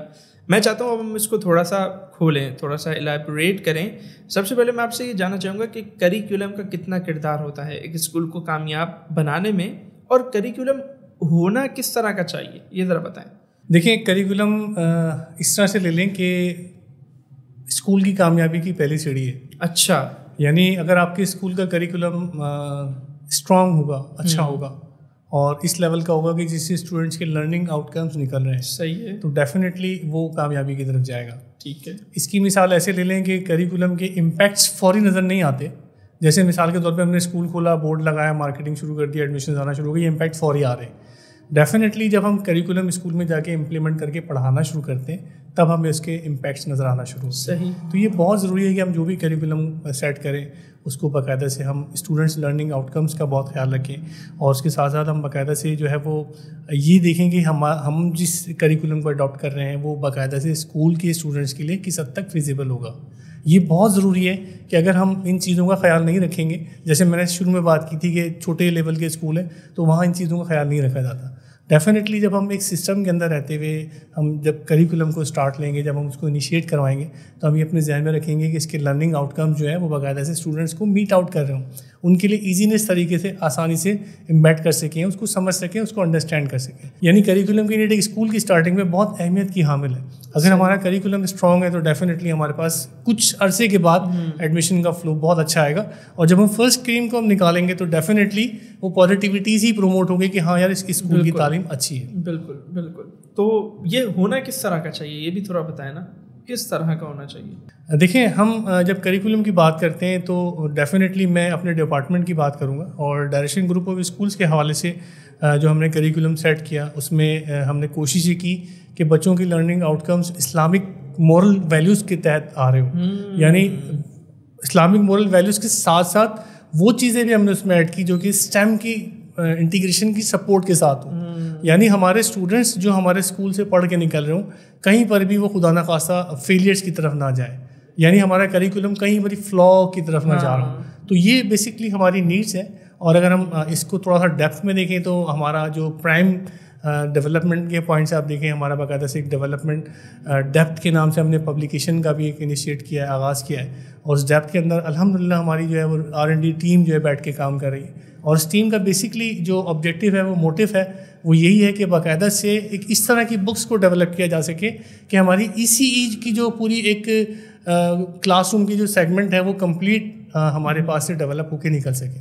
तो अल्हम्दुलिल्लाह हमारे पास इस साल से जो है वो ECE की तमाम डेवलप बुक्स जो है वो हमारे डिपार्टमेंट से लॉन्च हो रही हैं, और बेसिकली उनका मकसद ये होता है कि हमारे जो बच्चे हैं उनको ईजी अच्छे अंदाज से ऑब्जर्व करके बाकायदा से अपने सिस्टम को इनिशिएट करवा सकें। अहमद भाई, अगर मैं डायरेक्शन ग्रुप ऑफ स्कूल्स के करिकुलम की बात करूं, जो कि अल्हम्दुलिल्लाह R&D की टीम ने, हमारी बड़ी जो रिसर्च एंड डेवलपमेंट की हमारी टीम है, हमारे माशाल्लाह पर्सनल लोग हैं और बड़े एक्सपर्ट हैं अपनी फील्ड के अंदर। और अगर मैं उसकी बात करूं तो अल्हम्दुलिल्लाह डायरेक्शन ग्रुप ऑफ स्कूल्स के हवाले से ECE का हमारा पूरा ज़बरदस्त किस्म का एक करिकुलम है। अर्ली चाइल्डहुड एजुकेशन का एक पूरा सिस्टम है, यानी प्ले ग्रुप, नर्सरी, KG के अंदर किस किस क्लास के अंदर क्या करिकुलम डिलीवर करना है, किस तरह से करना है, वो पूरा एक कॉन्सेप्ट डिलीवर है। इसके अलावा प्री प्राइमरी सेकेंडरी के लिए जो है वो बाकायदा से हमारे लेसन प्लान जो है वो डेवलप होकर मिलते हैं, और वो पूरा कंप्लीट करिकुलम इस लेवल का है कि जिसको STEM के साथ इंटीग्रेट किया गया है, यानी हमारे बच्चे उससे कुछ रिजल्ट हासिल कर सके, उनके लर्निंग आउटकम जो है वो रिजल्टेंट की सूरत में बन रहे हो। इसके अलावा हमारे यहाँ जो STEM एंड रोबोटिक्स का एक पूरा करिकुलम है, जिसका बेसिकली मकसद ये कि स्टूडेंट जो है ना वो बड़े अच्छे अंदाज के अंदर STEM की एक्टिविटीज़ कर सकें, रोबोटिक्स के कॉन्सेप्ट जान सकें। जैसे आपके इल्म है कि जो नेक्स्ट जनरेशन है या नेक्स्ट दौर जो आ रहा है वो पूरा AI के ऊपर बेस कर रहा है, आर्टिफिशियल इंटेलिजेंस। और अगर हम आसपास भी देखें तो बहुत सारी ऐसी चीज़ें हमारे आर्टिफिशियल इंटेलिजेंस की सूरत में मौजूद हैं, जिनको हम डेली बेसिस के ऊपर यूटिलाइज कर रहे हैं, चाहे हमारा मोबाइल क्यों ना हो, चाहे हमारे लाइट्स क्यों ना हो, चाहे हमारे फैंस हो, TV हो, इस तरह की बहुत सारी चीज़ें हमारे यहाँ AI की सूरत में मौजूद है। इसके अलावा इस्लामिक ग्रूमिंग के हवाले से डायरेक्शन ग्रुप ऑफ स्कूल्स का एक बड़ा ज़बरदस्त किस्म का करिकुलम का सेगमेंट है, जिसमें नाज़रा, हिफ्ज़ुल कुरान, तरबिया या कुरान फहमी के सेगमेंट्स मौजूद हैं। तो ये वो चीज़ें हैं कि जो डायरेक्शन ग्रुप ऑफ स्कूल्स के अंदर बड़ी प्लान करके और बड़ी रिसर्च करके बनाई गई हैं, यानी इन तमाम चीज़ों को एक दूसरे से इस तरह से इंटरकनेक्ट किया गया है कि कहीं पर भी किसी फ्रेंचाइज सिस्टम के, अगर हम अपने सिस्टम की बात करें तो कहीं पर भी किसी स्कूल के अंदर कोई बॉदरेशन फील नहीं होती, यानी सिस्टम बड़े अच्छे अंदाज से इसका रिजल्ट निकालते हैं, और इसको इम्प्लीमेंट करने के बाद एक प्रैक्टिसिंग मुस्लिम अल्हम्दुलिल्लाह हम बनाने की पूरी भरपूर कोशिश कर रहे हैं। ठीक है, माशाल्लाह अली भाई, बहुत अच्छे अंदाज में आपने करिकुलम पे बात की, और मैं यहाँ नाजरीन को बताना चाहूँगा कि अगर आप डायरेक्शन के बारे में मज़ीद डिटेल में जानना चाहते हैं, जैसे STEM का जो प्रोग्राम है या फिर हिफ्ज़ कुरान का जो हमारा प्रोग्राम है या तरबिया का जो प्रोग्राम है, तो वो आपको जो है वो हमारे चैनल पर आई बटन में जो है वो उसका लिंक मिल जाएगा, और आप उस पर भी हमने पूरी पॉडकास्ट रिकॉर्ड की हुई है, तो आप उसे भी देख सकते हैं। और भी बहुत सारा जो है वो इससे हट के भी जो है वो बहुत सारी अच्छी पॉडकास्ट हैं, तो उसे भी आप ज़रूर देखिएगा। अच्छा अली भाई, मैं अब आपसे अगला सवाल ये करना चाहूँगा, करिकुलम पे आपने बात की, तो मेरा अगला सवाल ये होगा आपसे कि क्या सिर्फ करिकुलम अच्छा होना काफ़ी है?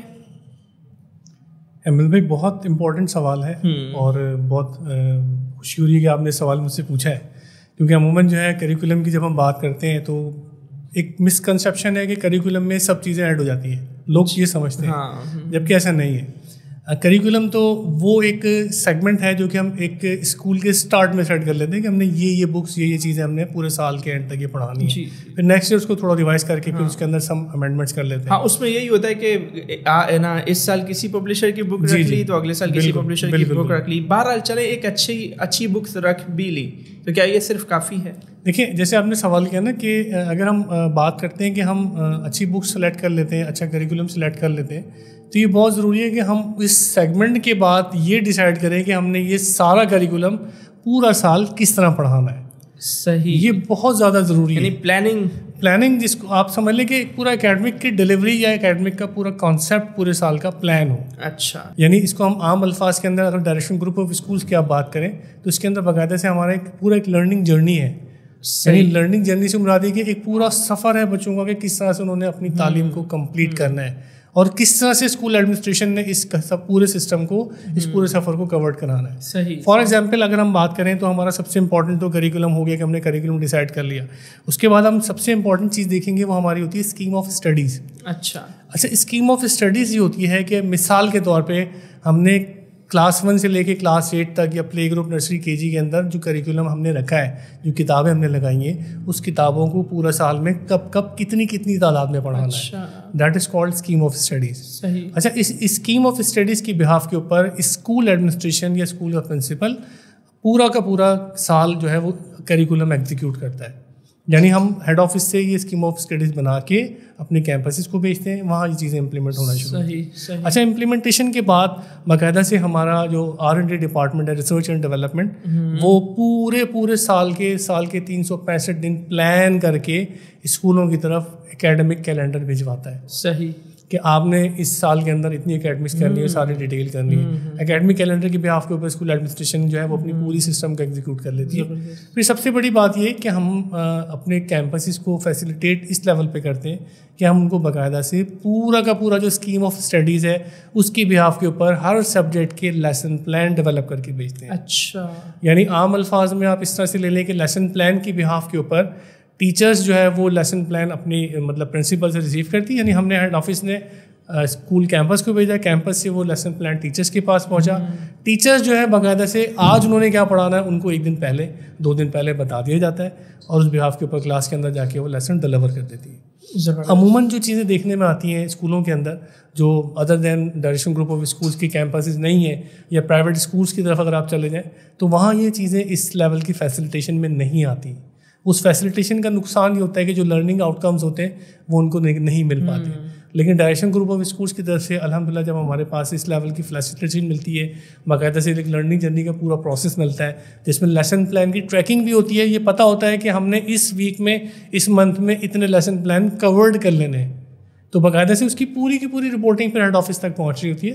तो उसका बेनिफिट ये होता है कि हमारा जो करिकुलम है वो इवेंचुअली पूरे सिस्टम के अंदर एक साथ एग्जीक्यूट हो रहा होता है और हमें पता होता है कि इस वक्त ये कैंपस हमारा यहाँ पर स्टैंड करता होगा। फिर उसके साथ साथ एक इम्पॉर्टेंट चीज़ ये होती है कि हमने अल्हम्दुलिल्लाह स्कीम ऑफ वर्क देख लिया, हमने एकेडमिक कैलेंडर देख लिया, लेसन प्लान देख लिया, लेसन प्लान का ट्रैकर देख लिया, फिर हम आ जाते हैं एवोल्यूशन के ऊपर।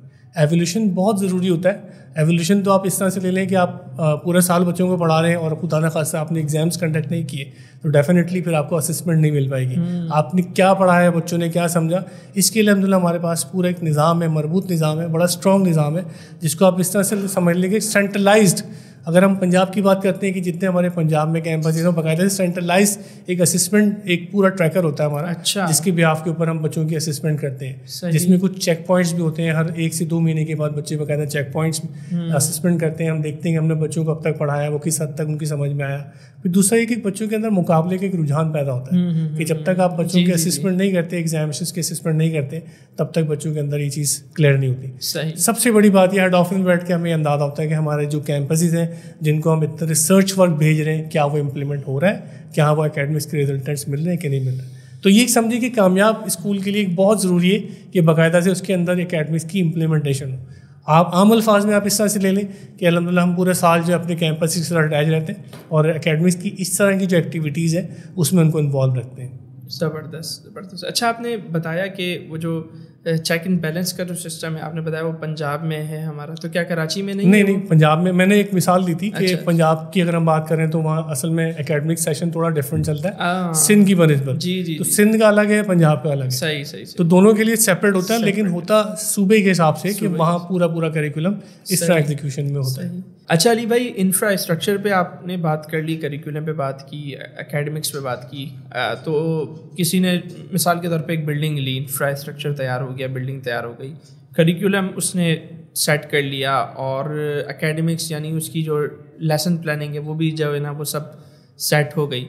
अब उसको अच्छे अंदाज से मतलब है ना कैसे चलाया जाए, यानी सिर्फ अच्छी बिल्डिंग होना तो काफ़ी नहीं है ना, उसको उसमें एक माहौल भी तो पैदा करना पड़ेगा ना। सिर्फ अच्छा करिकुलम होना तो काफ़ी नहीं है ना, वो एक माहौल भी तो बनाना होगा ना कि जिसमें बच्चे जो है ना वो अच्छे अंदाज से जो है ना वो सीख सकें। तो उस माहौल को आप कैसे देखते हैं, यानी स्कूल इन्वायरमेंट को आप जो है वो कैसा देखते हैं? जैसे हैप्पी स्कूलिंग का भी एक कॉन्सेप्ट है ना हमारे यहाँ, तो इसके बारे में थोड़ी गुफ्तगू कीजिए। यानी वो ताकि वो बिल्डिंग, वो करिकुलम, वो लेसन प्लानिंग वो अच्छी तरह यूटिलाइज हो सके, वो एनवायरनमेंट ऐसा बनाओ। अहमद भाई, स्कूल का एनवायरनमेंट बेसिकली बहुत मैटर करता है स्कूल की कामयाबी के लिए। इसको मैं ऐसे आपको बताता हूँ कि अगर स्कूल में आने वाला एक एडमिशन अपने पेरेंट्स के साथ एक बच्चा अगर आता है और स्कूल के अंदर डिसिप्लिन या स्कूल के अंदर एनवायरनमेंट उसको इस तरह का नहीं मिलता जो कि स्कूल का माहौल ही ना हो, तो डेफिनेटली वो वहाँ से डिस्ट्रैक्ट होके जाएगा। एग्जैक्टली। ठीक है, स्कूल के माहौल के लिए बहुत ज़रूरी है कि जो हम स्कूल के अंदर का स्ट्रक्चर यानी प्लान जो हम देते हैं वो प्लान किस तरह से सेट किया गया है। मिसाल के तौर पे हम ये देखेंगे कि हमारा एडमिन ब्लॉक, मिसाल के तौर पे हम ये देखेंगे कि हमारा एकेडमिक्स ब्लॉक, मिसाल के तौर पे हम ये देखेंगे कि हमारा सपोर्टिंग जो चीज़ें हैं, जो लैब्स है या कंप्यूटर लैब है, उनका जो ब्लॉक है वो किस तरह से मेंटेन किया गया है। ये बहुत ज़रूरी है कि हमारा स्कूल का एनवायरनमेंट लर्निंग एनवायरनमेंट हो। यानी मिसाल के तौर पे जब स्कूल के अंदर आने वाला गेस्ट या आने वाली एडमिशन की इंक्वायरी जब भी एंटर हो तो उसको लर्निंग रिसोर्सेज या लर्निंग एनवायरनमेंट नजर आए। सही। सबसे इम्पोर्टेंटली कि हमारे हर चीज़ जो स्कूल के अंदर सेट की जाए वो बाकायदा से करीने से सेट हो, तरीके से हो। लाइक दैट क्लासरूम्स की अगर हम बात करते हैं, अमूमन जब हम स्कूल्स में विजिट करते हैं या अमूमन स्कूल्स को जो हम इस्टेब्लिश करवाते हैं उसका बेसिक कॉन्सेप्ट ये होता है कि हम एडमिन ब्लॉक को बिल्कुल सेपरेट रखते हैं क्लासरूम्स के ब्लॉक से। यानी अमूमन जो सबसे पहले मिलने वाले जो लोग होते हैं उनमें सबसे पहला जो होता है आपका रिसेप्शनिस्ट होता है, या रिसेप्शन पे जो हमारी लेडी होती हैं वो होती हैं, उसके बाद हमारा प्रिंसिपल होता है, उसके बाद फिर हम एकेडमिक ब्लॉक की तरफ जाते हैं। तो हर वो ब्लॉक या हर वो रूम या हर वो डिपार्टमेंट जिस तक हमारी रसाई हमारे एडमिशन की या हमारे लोगों की या हमारे गेस्ट की हो वो बहुत अच्छे अंदाज में डेकोरेटेड हो। डेकोरेटेड भी इस तरह का हो कि रिसोर्सेज बाकायदा से एजुकेशन से रिजेंबल्स हो। मतलब ऐसा ना हो कि खुदा ना खास्ता हमने ऐसी चीज़ें लगाई हो जो कि स्कूलिंग को डेरिवेट ही ना कर रही हो। तो ये बहुत ज़्यादा ज़रूरी है कि प्रिंसिपल ऑफिस मतलब बाज़ाब्ता तौर पे प्रिंसिपल ऑफिस बहुत अच्छे अंदाज से डेकोरेटेड हो, बाकायदा से जो फर्नीचर फिक्सचर की रिक्वायरमेंट्स हैं या हमारे उसके अंदर सॉफ्ट बोर्ड्स हैं, नोटिस हो, ये बहुत ही अच्छे अंदाज में वो सेट करके हमने उनको बाकायदा से मैनेज किया हो।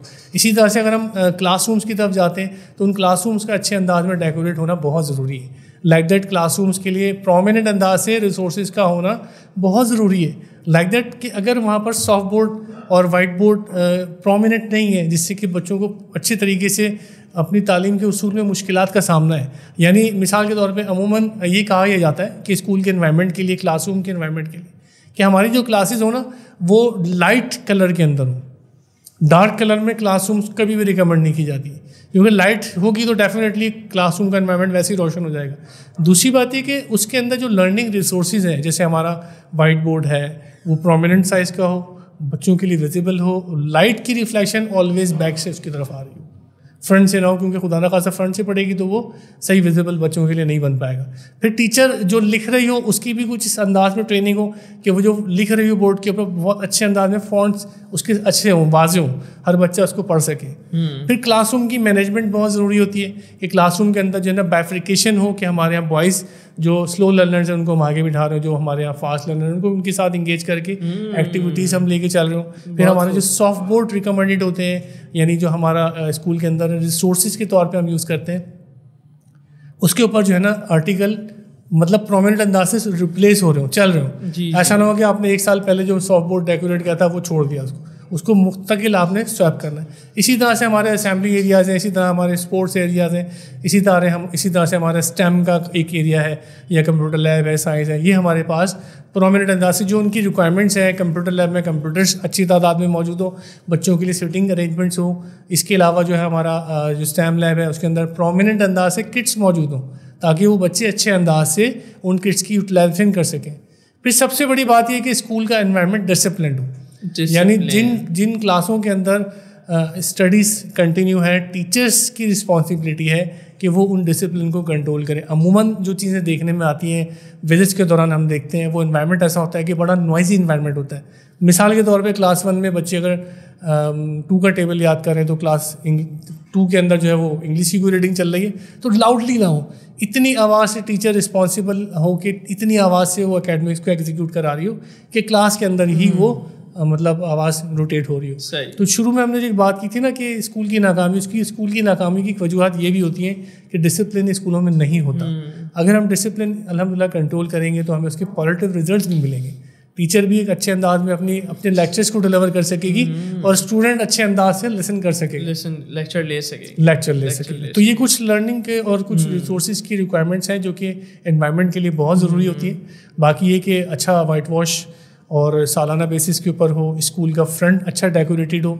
यानी हम अमूमन जो देखने में आती चीज़ें वही आती हैं कि आपने अगर एक दफ़ा वाइट बाहर एक अपने स्कूल का बोर्ड लगा दिया है, उसके बाद आपने उसको 4-5 साल छोड़ दिया, वो मौसमी हालात की वजह से फट गया या कलर उसका फेड हो गया है या बिल्डिंग का कलर फेड हो गया, तो ये मुनासिब नहीं है। सालाना बेसिस पे या क्वार्टरली बेसिस पे या ईयरली बेसिस के ऊपर या एनुअली आप इस तरह का कुछ प्लान करें कि आप वाइट वॉश को भी कराएं और इसके लिए एक स्पेसिफिक बजट भी रखें, तो ये इन्वायरमेंट आपका फिर पॉजिटिव होगा। और अमूमन देखने में आता है कि लोग स्कूल का अंदर तो सेट करते हैं, स्कूल का बाहर छोड़ देते हैं कि वॉचमैन अगर खड़ा है तो वो बिल्कुल अनटाइडी कपड़ों के अंदर है, जो कि प्रोमिनेंट नहीं है। तो ये बहुत ज़रूरी है कि उसका अच्छे ड्रेसिंग में होना, बाहर के सॉफ्ट बोर्ड्स अगर आपके लगे वो प्रोमिनेंट अंदाज से हो, वाइट बोर्ड हो, ये सारी चीज़ें बड़ी ज़रूरी काउंट होती हैं। अच्छा अली भाई, ये इतना अच्छा निज़ाम चलाने के लिए, यानी स्कूल एनवायरनमेंट और फिर सारी चीज़ों को मैनेज करने के लिए यकीनन एक मजबूत टीम की भी ज़रूरत होती है। यानी अगर हम कंपनीज की बात करें तो वहाँ टीम की रिक्वायरमेंट्स अलग होती हैं। अगर हम जो है ना वो रिसर्च सेंटर्स की बात करें तो वहाँ टीम की रिक्वायरमेंट्स अलग होती हैं। तो हर एक इदारे की टीम की रिक्वायरमेंट्स अलग होती है। तो स्कूल की टीम की रिक्वायरमेंट्स क्या है, जो मैनेजमेंट या एडमिनिस्ट्रेशन जो टीम है उसकी रिक्वायरमेंट क्या, वो कैसी होनी चाहिए, उसकी क्या? अहमद भाई, कामयाब स्कूल के लिए उसका स्टाफ बहुत ज़रूरी है। और अगर हम स्टाफ को बाइफ्रिकेट करें ना, तो हमारी जो बैकबोन है ना, बैकबोन स्कूल की, वो हमारी एडमिनिस्ट्रेशन है, जिसमें हमारे प्रिंसिपल सर फहरिस्त हैं और उसका सपोर्टिंग स्टाफ है। पहले तो मैं ये बता दें कि स्टाफ में क्या क्या चीज़ें आती हैं। मैं वही बताने लगा, ठीक है, कि एडमिनिस्ट्रेशन के अंदर अगर हम देखें तो हमारा प्रिंसिपल सर फहरिस्त है, उसके बाद एडमिन ऑफिसर हमारा, उसके बाद हमारी कस्टमर रिलेशनशिप ऑफिसर, जिसको आम अल्फाज में हम रिसेप्शनिस्ट कहते हैं। ठीक है। तो बेसिकली ये 3 लोग तो हैं जो कि हमारे कोर हैं। और एडमिनिस्ट्रेशन में सपोर्टिंग स्टाफ में जैसे हमारा आया हो गई, या हमारा प्यून हो गया, या हमारा वॉचमैन या गार्ड हो गया। अब अगर हम एकेडमिक की तरफ जाते हैं, टीचिंग फैकल्टी की तरफ जाते हैं, सपोर्टिंग स्टाफ से हट के, तो हमारी जो है टीचर्स की सारी सब्जेक्ट टीचर्स होंगे, like that English, Urdu, math, science, stem के हवाले से खारिया, ये सारे के सारे सब्जेक्ट टीचर्स अलग हैं। तो ये वो कुछ लोग हैं जो कि मिलके सिस्टम चला रहे होते हैं। लेकिन अगर हम बात करें एडमिनिस्ट्रेशन की, तो ये हमारा एक कोर बैकबोन है। अच्छा, कोर बैकबोन किस सेंस में कह रहा हूँ? देखिए, अगर हम बात करते हैं ना सिस्टम की, तो स्कूल की जितनी भी एडमिनिस्ट्रेशन एक्टिविटीज़ हैं, लाइक दैट एडमिनिस्ट्रेशन एक्टिविटीज़ में सबसे इम्पॉर्टेंटली स्कूल का सेटअप, स्कूल को जब हम बनाना शुरू करते हैं तब हमारे लिए एडमिनिस्ट्रेशन की सपोर्ट आ जाती है। लाइक दैट हमारा प्रिंसिपल शामिल हो जाता है, लाइक दैट हमारा एडमिन ऑफिसर हो जाता है, पीयून शामिल हो जाता है, वॉचमैन शामिल हो जाता है। ये सब हमारे साथ होते हैं जो स्कूल बनाने में मदद देते हैं, फिजिकली उसका स्ट्रक्चर बनाने में मदद देते हैं, चाहे वो स्टाफ का मतलब समझे कि फर्नीचर रखने का हो या साफ़ सफाई वगैरह, ये सब उसमें शामिल हो जाते हैं। फिर अगर हम देखें स्कूल के हवाले से कि HR की रिक्रूटमेंट, अभी देखिए एडमिनिस्ट्रेशन हम स्टार्ट में जब स्कूल बनाते हैं सबसे पहले तो हम एडमिन ऑफिसर को, रिसेप्शनिस्ट को, प्रिंसिपल को अपॉइंट करते हैं। इन 3 की मदद से फिर बाकी की स्टाफ रिक्रूटमेंट का प्रोसेस शुरू किया जाता है। अच्छा, उस 3 लोगों की मदद से अब मिसाल के तौर पे आपने प्यून को भी अपॉइंट कर लिया, आया को भी अपॉइंट कर लिया, आपने वॉचमैन को भी अपॉइंट कर लिया। अब इन सबको अपॉइंट कर लेने के बाद आपका नेक्स्ट जो टारगेट होगा वो आपकी स्टाफ रिक्रूटमेंट, यानी टीचर्स की रिक्रूटमेंट। यानी टीचर्स को जब आप रिक्रूट करना शुरू करेंगे तो उनका प्रोसेस ये होगा कि बाकायदा से आप एक ऐड लगाएंगे। ऐड लगाने में आपको एडमिन की रिक्वायरमेंट आएगी, वो उसको फैसिलिटेट करेगा। आपके पास CVs आना शुरू करेंगे, उनकी शॉर्ट लिस्टिंग होगी, उनके इंटरव्यूज़ होंगे, उनको कॉल्स आएंगी। हेड ऑफिस के साथ आपका एक कोलैबोरेशन होगा। कोलैबोरेशन के बाद बाकायदा से एक पूरा सिस्टम आपके पास जो है ना टीचर्स की सूरत में आना शुरू होगा। सही। तो ये हमारा एक HR का पूरा निज़ाम है जो कि एडमिन सपोर्ट कर रहा होता है। फिर इसके साथ साथ कुछ परचेजिंग स्कूल के हम करते हैं, वो हमारा एडमिन डिपार्टमेंट देखता है। परचेजिंग्स क्या है, फर्नीचर फिक्सचर है, इक्विपमेंट्स है, मटेरियल है, ये सारा का सारा हमारा एडमिन सपोर्ट कर रहा होता है।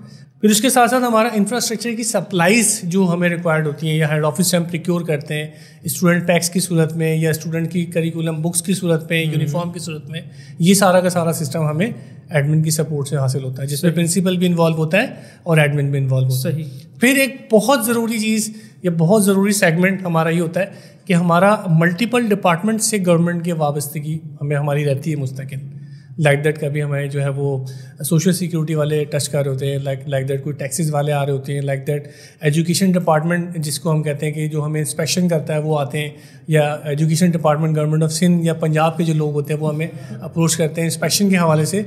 उनके हवाले से जो करस्पॉन्डेंस होती है वो सारा हमारा एडमिनिस्ट्रेशन सपोर्ट कर रहा होता है। फिर एक इम्पॉर्टेंट चीज़ ये कि अमूमन स्कूल एग्जीक्यूशन के दौरान अमूमन छोटे छोटे से हादसात हो जाते हैं, कोई बच्चा गिर गया, किसी की चोट लग गई या कोई और मामला हो गया या मेंटेनेंस की कोई बात आ गई, उस सूरत में भी हमारी एडमिनिस्ट्रेशन का इन्वॉल्व होना और एक्टिव होना बहुत ज़रूरी है। खुदा ना खास्ता स्कूल की ड्यूरेशन के अंदर, स्कूल के चलते हुए दौरान के अंदर किसी बच्चे के साथ कोई इंसिडेंट हो जाता है, तो उस इंसिडेंट को अगर अच्छे अंदाज से हैंडल नहीं किया जाएगा तो बहुत ज़्यादा नुकसान का हमें मतलब सामना कर सकते हैं। यानी स्टूडेंट्स पे एक गहरी निगाह होनी चाहिए स्टाफ की, बहुत ज़रूरी है, ताकि उनकी नकलो हरकत पर जो है ना वो एक कंट्रोलिंग। फिर दूसरी इंपॉर्टेंट बात ये होती है कि आम अल्फाज में जब स्कूल हम चलाते हैं तो हमें सिक्योरिटी का बहुत ख्याल रखना होता है। एग्जैक्टली। और सिक्योरिटी जो है वो अमूमन होल सोल रिस्पॉन्सिबिलिटी वैसे स्कूल की बनती है, प्रिंसिपल की बनती है, लेकिन अगर हम देखें तो अंदर आने वाले और अंदर से बाहर जाने वाले जो बेसिक रिस्पॉन्सिबिलिटी है वो हमारे वॉचमैन की है और वो कंट्रोल किया जाता है हमारे एडमिन ऑफिसर की। सही।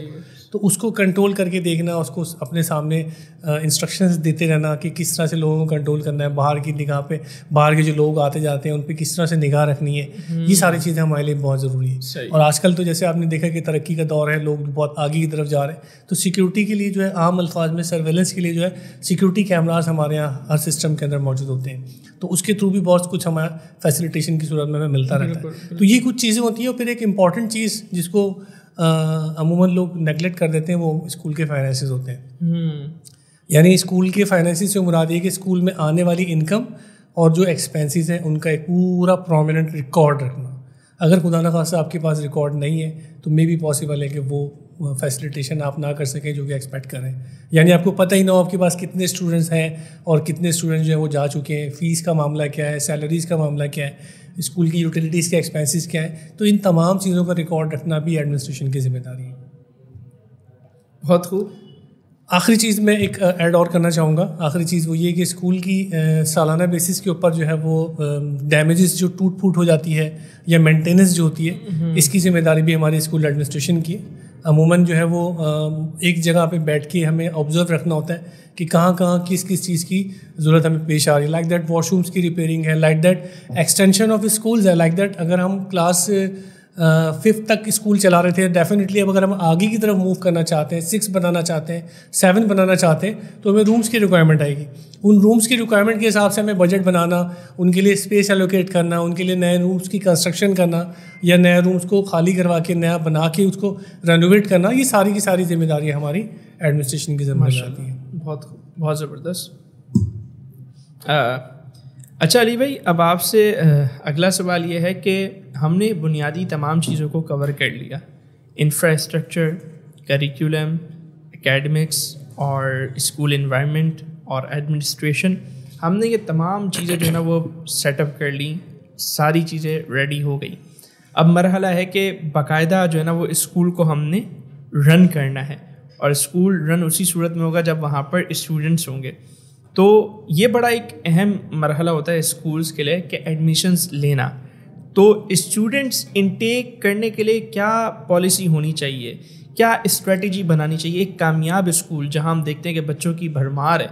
यकीनन बहुत सारी चीज़ें होती हैं, लेकिन कोई स्ट्रेटजी भी तो होती होगी ना उसके पीछे कि स्टूडेंट्स बड़ी तादाद में जो है वो स्कूल में आ रहे हैं। तो इस पर थोड़ी गुफ्तगू कीजिए कि एडमिशन मैनेजमेंट कैसे हो।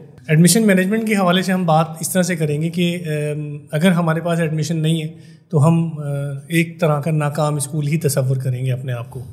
पहली बात सही। तो उसको कैसे हासिल करेंगे? तो डायरेक्शन ग्रुप ऑफ स्कूल्स के स्कूल एस्टैब्लिशमेंट प्लान के तहत हमारी एक कोशिश शुरू से पहले दिन से ही होती है कि जब हम स्कूल की इस्टेब्लिशमेंट जिस भी इलाके में करें तो वहाँ हम इस चीज़ का ख्याल रखें कि यहाँ पर आसानी से स्टूडेंट का एक्सेसिबल हो सके, यानी वो अच्छे अंदाज में आसानी से इस स्कूल में पहुँच सके। पहली बात। दूसरी बात ये कि आपके इल्म में कि इस वक्त एक कंपटीशन का दौर है। कंपटीशन का दौर इस सेंस में कि आप जिस जगह स्कूल बनाते हैं उसके आसपास डेफिनेटली करीब नहीं तो थोड़ा सा दूर, या हो सकता है बिल्कुल बराबर में या कुछ काफ़ी दूर स्कूल मौजूद हो, और डेफिनेटली कुछ हो सकता है ये भी मुमकिन हो कि वो कुछ सालों से काम कर रहा हो। तो लोगों का एक इम्पैक्ट होता है उस स्कूल के हवाले से कि यार ये स्कूल बहुत अच्छा है। डेफिनेटली उस स्कूल में जगह बनाने के लिए बहुत ज़रूरी है कि जो चंद बातें मैंने आपसे स्टार्ट में की कि हमने स्कूल के लिए लर्निंग एनवायरनमेंट अच्छा बनाना है, डेफिनेटली स्कूल का इंफ्रास्ट्रक्चर अच्छा हो, स्टाफिंग अच्छा हो, तो ये सारी चीज़ें हमने अपने स्कूल के अंदर डेफिनेटली रखनी ही है। यानी हमने कोशिश करके अपने स्कूल के अंदर स्कूल को स्कूल लेवल पे जो रिक्वायरमेंट हम बता रहे हैं वो स्टैब्लिश करनी है। पहली बात। दूसरी बात ये कि हमने अपने स्कूल के हवाले से जब पूरा 100% सेट कर लेना है और बाकायदा से उसको सेट करने के बाद हमने एक ओपन हाउस वगैरह अरेंज करके हमने उसको स्टार्ट लिया, तो ये बहुत ज़रूरी है कि हम अपने स्कूल्स की मार्केटिंग प्रमोशन पे फोकस करें। सही। अच्छा, मार्केटिंग प्रमोशन पे फोकस करने का मकसद ये होता है कि अमूमन मैं अपने स्कूल्स को ये गाइड करता हूँ कि आप सबसे पहले तो ये सेट करें कि आपको इस सेशन के अंदर कितने एडमिशन्स का टारगेट रखना है। ये बहुत ज़रूरी है। अमूमन लोग स्कूल बना लेते हैं और उसके बाद उसका टारगेट सेट नहीं करते। जब तक आप किसी चीज़ का टारगेट सेट नहीं करेंगे, चाहे वो आपकी लाइफ ही क्यों ना हो, आपको अचीवमेंट नहीं मिलती। अच्छा अली भाई, आपने टारगेट की बात की, एडमिशन की बात की, तो यहाँ जहन में अचानक एक सवाल आया कि एक बिल्कुल नया स्कूल है, वो शुरू होता है, तो उसका टारगेट क्या होना चाहिए? सिर्फ फर्स्ट क्लास में एडमिशन या फिर 2-3 क्लासों में वो एक साथ एडमिशन लेगा, या सिर्फ एक ही क्लास में बिल्कुल बुनियादी क्लास के वो एडमिशन लेगा? देखिए, रिकमेंडेशन जो हम नॉर्मली स्कूल्स को करते हैं ना, वो हम ये करते हैं कि आप प्री प्राइमरी यानी प्ले ग्रुप नर्सरी KG से लेके 1, 2 और मैक्सिमम अगर आप चाहते हैं तो 3 तक जाएं। ठीक है, यानी 1, 2, 3 KG और प्ले ग्रुप। जी हाँ, नॉर्मली 5-6 क्लास। जी, नॉर्मली इसका कॉन्सेप्ट ये कि डायरेक्शन ग्रुप ऑफ स्कूल्स एक इस्लामिक स्कूल सिस्टम है और प्रोमोट ये करता है कि इस्लामिक कल्चर भी उनकी क्लासेस के अंदर, उनके एनवायरनमेंट में नजर आए। सही। ये बेसिकली हमारी नीड है। ठीक है। तो इसी नीड का जो बेसिकली कॉन्सेप्ट है वो यही है कि हम ये चाहते हैं कि हमारे जितने भी स्कूल्स के जो सेगमेंट्स हो वो प्ले ग्रुप नर्सरी KG 1, 2, 3 से स्टार्ट हो। अच्छा, उसके बाद फिर इन्वायरमेंट हम डेवलप करते हैं। इन्वायरमेंट डेवलप करने के बाद जैसे मैंने बात की कि हम टारगेट की तरफ जाते हैं, यानी अगर हमारा टारगेट हमें डिसाइडेड नहीं है तो वो समझ लें कि अनगाइडेड मिसाइल है जो कि मार्केट में आपने छोड़ दिया, वो कहीं भी जाके लग जाएगा। कॉन्सेप्ट ये हो कि हम पहले अपना टारगेट डिसाइड करें और उस टारगेट के मुताबिक हम अपनी मार्केटिंग और प्रमोशन की कैंपेन्स शुरू करें। ठीक है। अच्छा देखिए, 2-3 तरह की कैंपेन्स हम जो है वो अपने कैंपस से अडॉप्ट कराते हैं। एक तो होती है ट्रेडिशनल मार्केटिंग। अच्छा, ट्रेडिशनल मार्केटिंग क्या है? मिसाल के तौर पे ट्रेडिशनल मार्केटिंग ये कि आपने स्कूल स्टार्ट किया, स्कूल के ऊपर आपने एक बोर्ड लगाया बहुत खूबसूरत सा, जो कि डायरेक्शन ग्रुप ऑफ स्कूल्स आपको खुद से उसके आर्ट वर्क्स प्रोवाइड करता है। सारा प्रमोशन मटेरियल भी आपको डायरेक्शन ग्रुप ऑफ स्कूल खुद से प्रोवाइड करता है। अच्छा, वो आपने लेके स्कूल के ऊपर बोर्ड लगाया, उसके बाद आपने एरिया के अंदर जो है ना पोल बैनर्स लगाए, एरिया के अंदर पोल बैनर्स लगा के आपने डोर टू डोर मार्केटिंग। ये तो एक ट्रेडिशनल मार्केटिंग है, हर स्कूल करता ही है, ताकि लोग इलाके के लोगों को पता चले कि आपने यहाँ अलहमदिल्ला अपना एक स्कूल स्टार्ट कर लिया। ठीक है, अब ये ट्रेडिशनल मार्केटिंग के साथ आपने डिजिटल मार्केटिंग की तरफ भी जाना है। सही है। डिजिटल मार्केटिंग से मुराद ये कि आपने फेसबुक का प्लेटफॉर्म यूज़ करना है, आपने व्हाट्सएप यूज़ करना है, आपने अगर इंस्टाग्राम पेज की तरफ जाना है तो वो आपने यूज़ करना है। किस तरह जाना है, कैसे करना है, वो डायरेक्शन ग्रुप ऑफ स्कूल्स आपको कंप्लीट ट्रेनिंग प्रोवाइड करता है। यानी आपके टारगेट की अचीवमेंट में आपको हेल्प आउट करता है डायरेक्शन ग्रुप ऑफ स्कूल्स कि आप किस तरह से अपना टारगेट अचीव करेंगे। फॉर एग्जाम्पल, आपने पहले साल सोचा कि मैं मिसाल दे रहा हूँ कि आपने सोचा कि मैं पहले साल 80 एडमिशन्स लूँगा, तो उस 80 एडमिशन्स को हासिल करने के लिए आपको क्या क्या सेगमेंट्स यूज़ करने हैं वो डायरेक्शन ग्रुप ऑफ स्कूल्स आपको गाइड करेगा। करना आप नहीं होता है, लेकिन उसकी गाइडेंस से, उसकी ट्रेनिंग से आप अल्हम्दुलिल्लाह इस काबिल होते हैं कि अपने टारगेट की तरफ हासिल, मतलब अपने टारगेट तक पहुँच जाए। अच्छा, एक आखिरी बात मैं आपसे ये करना चाहूँगा एडमिशन के हवाले से, वो ये है कि जैसे हमारा एक तो सेगमेंट मार्केटिंग प्रमोशन का है जो कि हमने मार्केट के अंदर किया, आसपास के इलाके के अंदर किया, सोशल मीडिया के थ्रू किया। एक सेगमेंट जो है ना बहुत ज़रूरी होता है जो कि हमारे इंटरनल स्टाफ का होता है, जैसे हमारी प्रिंसिपल है, जैसे हमारे एडमिन ऑफिसर है, जैसे हमारी रिसेप्शनिस्ट है। इन लोगों का एक बहुत बड़ा रोल होता है। मिसाल के तौर पे अगर हम मार्केट से बहुत सारा एडमिशन की इंक्वायरी का फ़्लो अपने स्कूल की तरफ डाइवर्ट कर लेते हैं, कामयाब हो जाते हैं, हमारी सोशल मीडिया कैंपेन्स कामयाब हो गई, हमारी जो है वो ट्रेडिशनल मार्केटिंग से हमें रिस्पॉन्स आने लगा, लेकिन वो एडमिशन की इंक्वायरीज अगर स्कूल तक पहुंची और स्कूल तक उनको प्रोमिनेंट अंदाज से गाइडलाइन नहीं दी गई तो ये मुमकिन है कि वो एडमिशन हम लूज़ कर जाएँ। तो ये बहुत ज़रूरी है कि हम तक जो एडमिशन इंक्वायरीज़, हमारे स्कूल तक जो एडमिशन इंक्वायरीज़ आ रही हों, उनको गाइडलाइन देने के लिए, उनको एंटरटेन करने के लिए बाकायदा से हमारा एक पूरा सिस्टम बना हुआ कि एडमिशन इंक्वायरी आएगी तो हमने उसको क्या क्या चीज़ें प्रेजेंट करनी है, प्रॉस्पेक्टस देना है, फ्लायर्स देना है, फ़ीस बतानी है, उसको स्कूल की खुसूसियात बतानी है, डायरेक्शन ग्रुप ऑफ स्कूल्स के हवाले से या जो कैंपस आप चला रहे हैं उस हवाले से क्या बेनिफिट्स हैं, उसके फीचर्स क्या हैं, करिकुलम क्या है, ये सब चीज़ें बतानी है। जैसे जो मैंने अभी आज की पॉडकास्ट में जो बातें की हैं, ये वो बातें थी जो कि कैंपस के प्रिंसिपल के लिए बहुत ज़रूरी है, तो कि वो इम्प्लीमेंट करें। यानी कैंपस का प्रिंसिपल इस लेवल का हो कि उसको सारे फीचर्स के मुतालिक अपडेट हो, हमारे चाहे वो एडमिन हो, चाहे हमारा रिसेप्शनिस्ट हो, स्कूल के फीचर्स उन लोगों को क्लियर होना बहुत ज़रूरी है ताकि वो अच्छे अंदाज से उनको गाइड कर सके। तभी जाके एडमिशन की इंक्वायरी का इंटरेस्ट डेवलप होगा और वो आपके पास एडमिशन लेगा। ज़बरदस्त ज़बरदस्त। अच्छा, बहुत अच्छे अंदाज से आपने इस पे बात की और हम स्टेप बाय स्टेप आगे बढ़ रहे हैं और अब जो है ना वो एडमिशन्स भी आ गए हमारे पास, यानी बिल्डिंग भी सेट हो गई, इन्वायरमेंट भी बना दिया, करिकुलम भी डिज़ाइन हो गया, लेसन प्लानिंग भी हो गई और एडमिशन्स भी आ गए। अब है स्टाफ। तो जाहिर सी बात है, एक तो है वो आपने स्टाफ हायर कर ही लिया ना, ठीक है, स्टाफ आपको मिल जाता है, टीचर्स आपको मिल जाते हैं, लेकिन यकीनी सी बात है कि चूँकि हर सिस्टम के पीछे एक मकसद होता है, तो उसके लिए स्टाफ को ट्रेन करना होता है ताकि वो जो ऑब्जेक्टिव्स हैं, वो जो मकासद हैं, उसे हासिल किया जा सके, यानी स्कूल का जो एक पर्पज़ है उसे हासिल किया जा सके। तो यकीनन उसके लिए स्टाफ को उस हवाले से ट्रेन भी करना होता होगा।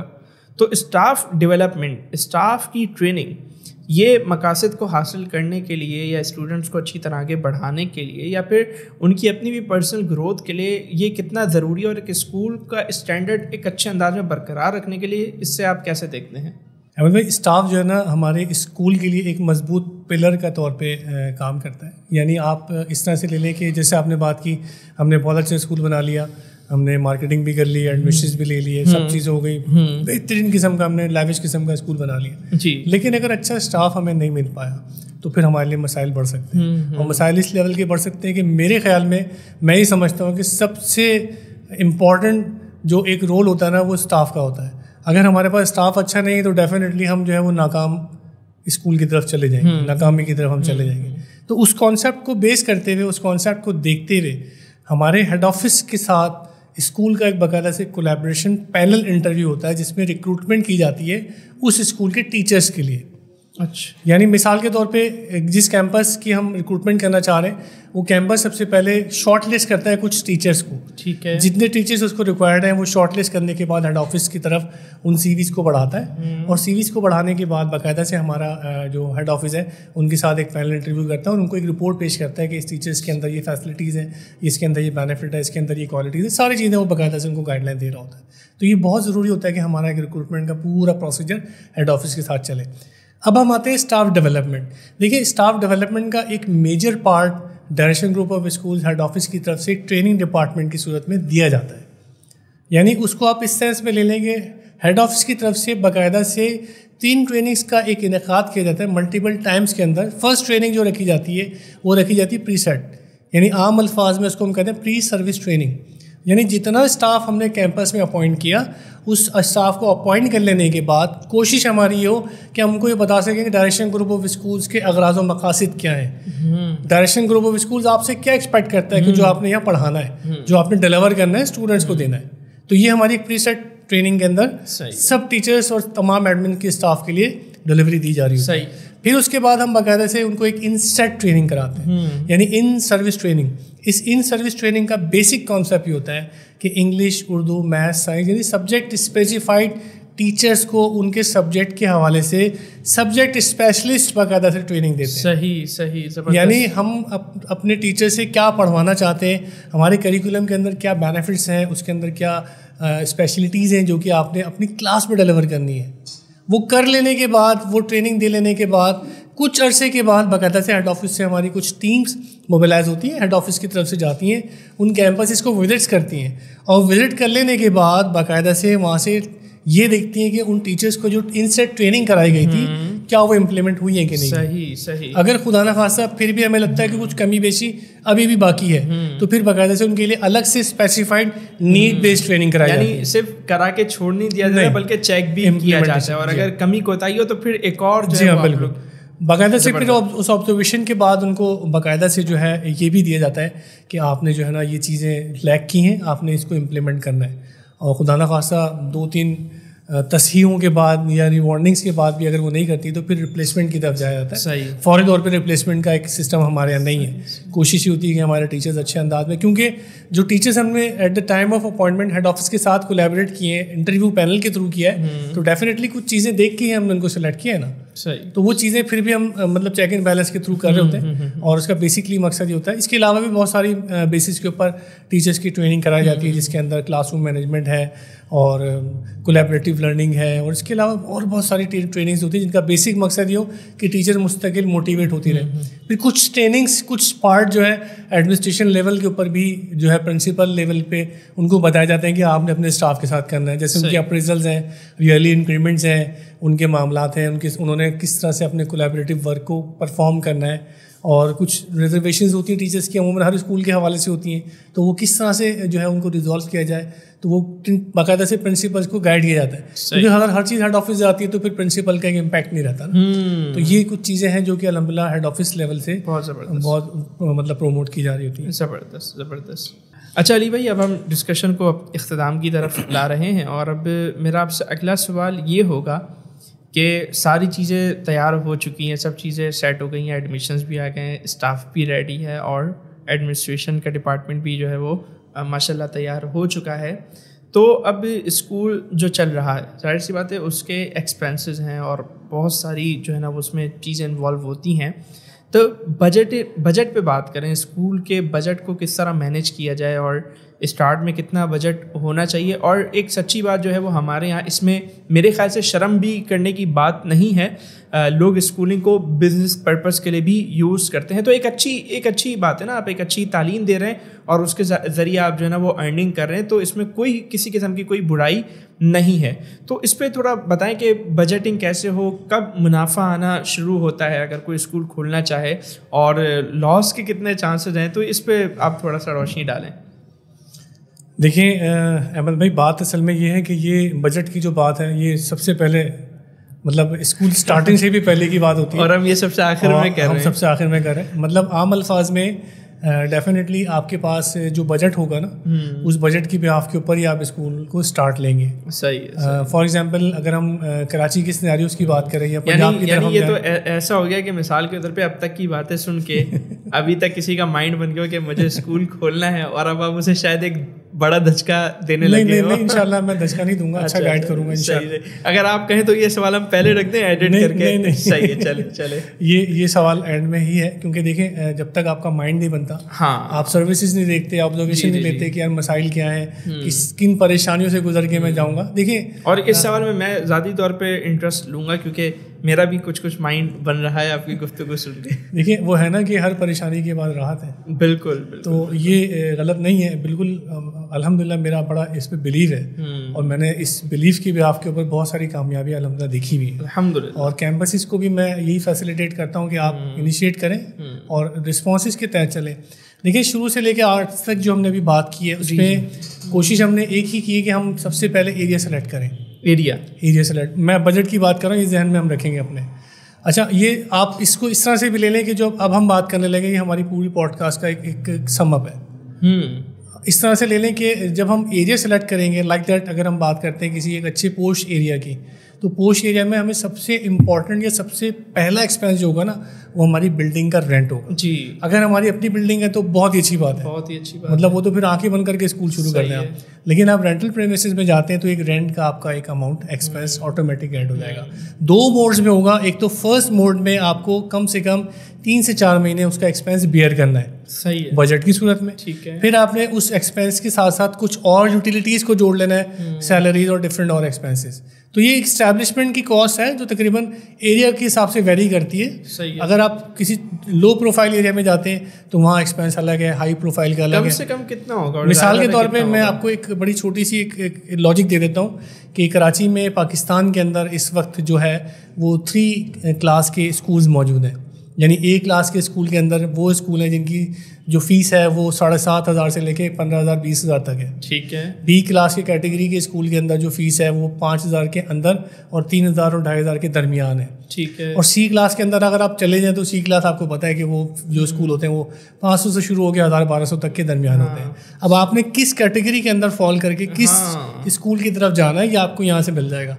मिसाल के तौर पे आप कहते हैं ना मैंने एलीट में जाना है, मैंने डाउन में जाना है, मैंने बी में रहना है। जी। तो बी के हिसाब से जब आप कैटेगराइज करेंगे तो आपको रेंटल भी उसी हिसाब से एक्सपेंस होगा। यानी आप मिसाल ले लें कि तकरीबन 2.5 से 3 लाख के दरमियान आपको एक बिल्डिंग का एक्सपेंडिचर आएगा। फिर उसकी सिक्योरिटी का अमाउंट है, फिर उसकी इस्टेब्लिशमेंट कॉस्ट है, सब मिलू के तकरीबन आपको मेरे हिसाब से कोई 5 मिलियन के अराउंड 4 से 5 मिलियन के दरमियान डिपेंड कर सकता है कि आपको एक एक्सपेंडिचर आ जाए। और ये 6 महीने क्या ये इस्टेब्लिशमेंट कॉस्ट है, ये इस्टेब्लिशमेंट है। इससे 2-4 महीने का रेंट कवर नहीं होगा इसमें? वो शामिल हो जाता है। जैसे आपने बिल्डिंग ली, डेफिनेटली आपको कोई बिल्डिंग तैयार करके नहीं देता। आप बिल्डिंग जब लेते हैं तो आप सारी चीज़ें देख के लेते हैं। जैसे मैंने कहा कि एक्सेसिबल इजीली हो, मेन रोड पे हो तो बहुत ही अच्छी बात है, चलती फिरती आपको मार्केटिंग मिल जाएगी। फिर उसके बाद आप जब बिल्डिंग लेंगे तो रेनोवेटेड नहीं होगी, आपको उसको रेनोवेट करना होगा। ये अलग बात है कि लैंडलॉर्ड अगर आपको वाइट वॉश करा दे, उसके अंदर सारी चीज़ें डलवा दे तो वो अच्छी मामलात में आ सकती है। फिर आपने जब रेनोवेट कर ली, उसके बाद आपने फर्नीचर फिक्सचर डालना है, उसके बाद आपने मार्केटिंग का प्रमोशन एक्सपेंस करना है, तो सब मिला के आपको तकरीबन अप्रॉक्सीमेटली 3 से 4 महीने का एक्सपेंस ये अमाउंट बन जाता है। मतलब आप इससे कम भी कर सकते हैं, थोड़ा बहुत डिपेंड करता है कि आपको हो सकता है रेंटल प्रेमिसेस कम मिल जाए, ठीक है, कम आपको 1.5-2 लाख के अंदर, लाख के अंदर 1.25 लाख 1.5-2 लाख के अंदर कोई अच्छी बिल्डिंग मिल जाए, ये भी मुमकिन है। अच्छा, उसके बाद जब आप स्कूल सेट कर लेते हैं तो उसके बाद फिर आपकी ऑपरेशनल कॉस्ट थोड़ी बहुत होती है 3 से 4 महीने की, और वो आप देखते हैं। तो ये एक्सपेंसेस जो है ना, ये तो आपका एक एस्टैब्लिशमेंट का बजट है, सही है, जब आप स्कूल शुरू करेंगे। लेकिन अगर आप आते हैं अपने ऑपरेशनल कॉस्ट के ऊपर, यानी आपने स्कूल बना के अब स्कूल को रन करना शुरू किया है, तो अब जो आपका एक्सपेंडिचर कॉस्ट है वो कुछ डिफरेंट है। मिसाल के तौर पे आपका अब ऑपरेशनल कॉस्ट क्या है? आपका मंथली रेंट, आपकी यूटिलिटीज़ और आपकी सैलरीज। चौथा कोई बजट नहीं है। सही है। ये 3 एक्सपेंसेस आपके पूरे साल हर महीने के चलते रहेंगे, सैलरीज, मंथली रेंट और डेफिनेटली। अब मिसाल दे रहा हूँ, मिसाल के तौर पे इसको आप समझ लें इस तरह से कि मैं आपको बताने के लिए, समझाने के लिए कर रहा हूँ कि अगर आपके 5 लाख रुपीज़ टोटल एक्सपेंस है एक महीने का, और आपकी मंथली फ़ी मिसाल के तौर पे 5000 रुपीज़ है, तो आपको एटलीस्ट 100 एडमिशन चाहिए ही चाहिए अपने स्कूल की ऑपरेशनल कॉस्ट को कवर करने के लिए। टू बियर योर अब हमारा फर्स्ट टारगेट क्या बन गया? हमें पहले 2 या 3 महीने के अंदर हर हाल में 100 एडमिशन चाहिए, ये हमारा टारगेट बन गया। तो इस तरह की गाइडलाइन अलहमदुलिल्लाह डायरेक्शन ग्रुप ऑफ स्कूल्स का एस्टैब्लिशमेंट डिपार्टमेंट अपने सारे फ्रेंचाइजीज को एक्चुअल एक्सपेंसेस की बिहाफ के ऊपर बताता है।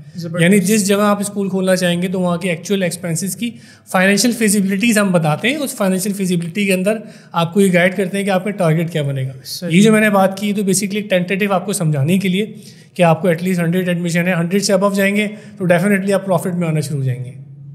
तो ये कुछ चीज़ें हैं जो कि हमारे लिए बहुत ज़रूरी हैं, बहुत अहमियत की हामिल है। हम ये हरगिज़ नहीं कहते कि खुदा न खासा आप स्कूल खोल के बना लें, बाकायदा से हम स्कूल चलाने के तरीक़ेकार भी बताते हैं। हम आपको ये भी बताते हैं कि आपने स्कूल की एकेडमिक्स कैसे एग्जीक्यूट करनी है। हम आपको ये भी बताते हैं कि आपने अपने स्टाफ को किस तरह से ट्रेन करना है, उनकी रिक्रूटमेंट का प्रोसेस क्या है, अपने एक्सपेंसेस को किस तरह कंट्रोल करना है। खुदा न खास्ता अगर आपने अपने स्कूल के एक्सपेंसेस जो है इनकम से ज़्यादा बढ़ाए हुए तो डेफिनेटली फिर आप एक प्रॉफिट वाले स्कूल तो नहीं रहे ना, आप एक डेफिनेटली नुकसान की तरफ जाना शुरू हो जाएंगे। जी। लेकिन इस्टेब्लिशमेंट में और ऑपरेशन के अंदर अगर हर चीज़ डिसाइडेड है तो ये आप सोच नहीं सकते कि खुदा न खास्ता आप नुकसान की तरफ जाए। डेफिनेटली हर चीज़ अगर आपकी प्लान है, प्लानिंग के तहत आप चल रहे हैं तो इंशाल्लाह आपकी पॉजिटिविटीज़ होगी। जी माशाल्लाह अली भाई, बहुत अच्छे अंदाज में आपने जो है वो स्कूल के हवाले से हर एस्पेक्ट पे बात की और हर डायमेंशन को आपने जो है वो माशाल्लाह कवर किया। अब बस बिल्कुल एक आखिरी बात, ठीक है ना, हाँ, हमने स्कूल भी तैयार कर लिया, बच्चे भी आ गए, स्टूडेंट्स भी आ गए, एडमिनिस्ट्रेशन स्टाफ सब कुछ हो गया, तो अब यकीनी सी बात है कि सब कुछ स्कूल तो जाहिर सी बात है, यानी हम इतना जो सोच रहे हैं और इतनी जो हम मेहनत कर रहे हैं तो उसका एक मकसद ये भी है कि ताकि हमारे जो बच्चे हैं, हमारी जो जनरेशन है वो अच्छी तालीम हासिल करे। तो स्कूल की तरफ से तो उन्हें पूरा सपोर्ट समझें मिल गया। तो अब वालिदैन की क्या जिम्मेदारी बनती है और पेरेंट इन्वॉल्वमेंट कितनी होनी चाहिए, कैसी होनी चाहिए, उस बारे में थोड़ी सी मैं चाहूँगा कि आप बात करें और इस पर हम इंशाल्लाह अपनी गुफ्तगू को ख़त्म करेंगे। अहमद भाई, अमूमन स्कूल के सेगमेंट में, स्कूल बना लेने में, स्कूल के अंदर रनिंग में, स्कूल के ऑपरेशंस में एक तबका ऐसा है कि अमूमन स्कूल के जो ओनर्स हैं ना उसको मिस कर जाते हैं, और वो तबका हमारे पेरेंट्स हैं, वालिदैन हैं। मिसाल के तौर पे अमूमन वालिदैन का जो एक इंटरेक्शन स्कूल से रहता है वो इंटरेक्शन प्रैक्टिकली मैं बात करूँगा, जो मेरी प्रैक्टिकल एक्सपीरियंसेस हैं, जो मैंने प्रैक्टिकली ऑब्जर्व किया उस टॉपिक पे मैं बात कर रहा हूँ। क्योंकि मेरा अल्हम्दुलिल्लाह एज अ प्रिंसिपल के तौर पे काम करने का एक्सपीरियंस रहा, एक्सपोजर रहा, तो मैंने वहाँ ये चीज़ें देखी हैं कि प्रैक्टिकली होता है। क्या एक्सपीरियंस रहा, मिसाल के तौर पे नया स्कूल हमने बनाया, स्कूल बना लेने के बाद हमारे पास जो पेरेंट्स एडमिशन के लिए आए, हमने उनको गाइडलाइन दी कि यही सर्विसेज हम ऑफ़र कर रहे हैं। उसके बाद वो ऑफ़र मतलब एडमिशन करा के पेरेंट्स अब चले गए। अब जब वो पेरेंट्स चले गए तो उनकी इन्वॉल्वमेंट स्कूल के साथ इतनी नहीं रहती कि वो पूरा साल जो है वो मतलब जमा तो करा दिया स्टूडेंट्स को, अब जो आएंगे वो at the time of annual examination या रिजल्ट के टाइम आएंगे। पेरेंट्स टीचर मीटिंग में आपने उनको इन्वाइट कर लिया, सही है। अब होगा क्या कि पिछले स्कूल से जो बच्चा आपके पास पढ़ के आ रहा, हो सकता है पिछले स्कूल में उसको बच्चे को बिला वजह पास किया जा रहा हो, फर्स्ट सेकंड थर्ड पोजीशन पे आ रहा हो, या हो सकता है उसकी परफॉर्मेंस अच्छी हो, नए स्कूल में आने के बाद उसकी हो सकता है वो परफॉर्मेंस वो ना रहे। अब जब आप उसको पेरेंट्स टीचर मीटिंग में बुलाएंगे, पेरेंट्स का अंदाज़ कुछ और होगा।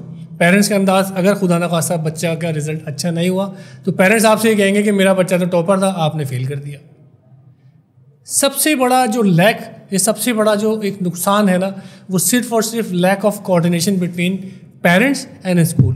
अगर डेली बेसिस के ऊपर या वीकली बेसिस के ऊपर हम पेरेंट्स के साथ उनके बच्चे की रिपोर्ट शेयर कर रहे हों कि आपके बच्चे की परफॉर्मेंस ये है, आपके बच्चे ने टेस्ट ऐसा दिया है, आपके बच्चे के साथ ये मामलात हैं, इरेगुलरिटीज़ हैं, या इसका कंसंट्रेशन नहीं है। डेफिनेटली जब बच्चा ग्रो होता है तो उसकी चीज़ों के अंदर जो है ना, मतलब डेवलपमेंटल फेजेस के अंदर उसका माइंडसेट डिफरेंट होता जाता है, चीज़ों में अट्रैक्शन बढ़ती जाती है। इस वक्त तो मीडिया का दौर है, बच्चों के पास मोबाइल और डिफरेंट और एक्टिविटीज़, तो हमारे लिए बहुत ज़रूरी है कि हम पेरेंट्स को उसके बच्चे की एजुकेशन के मुतालिक डेली बेसिस पे या वीकली बेसिस पे या क्वार्टरली बेसिस के ऊपर या मंथली बेसिस पे अपडेट करते रहें।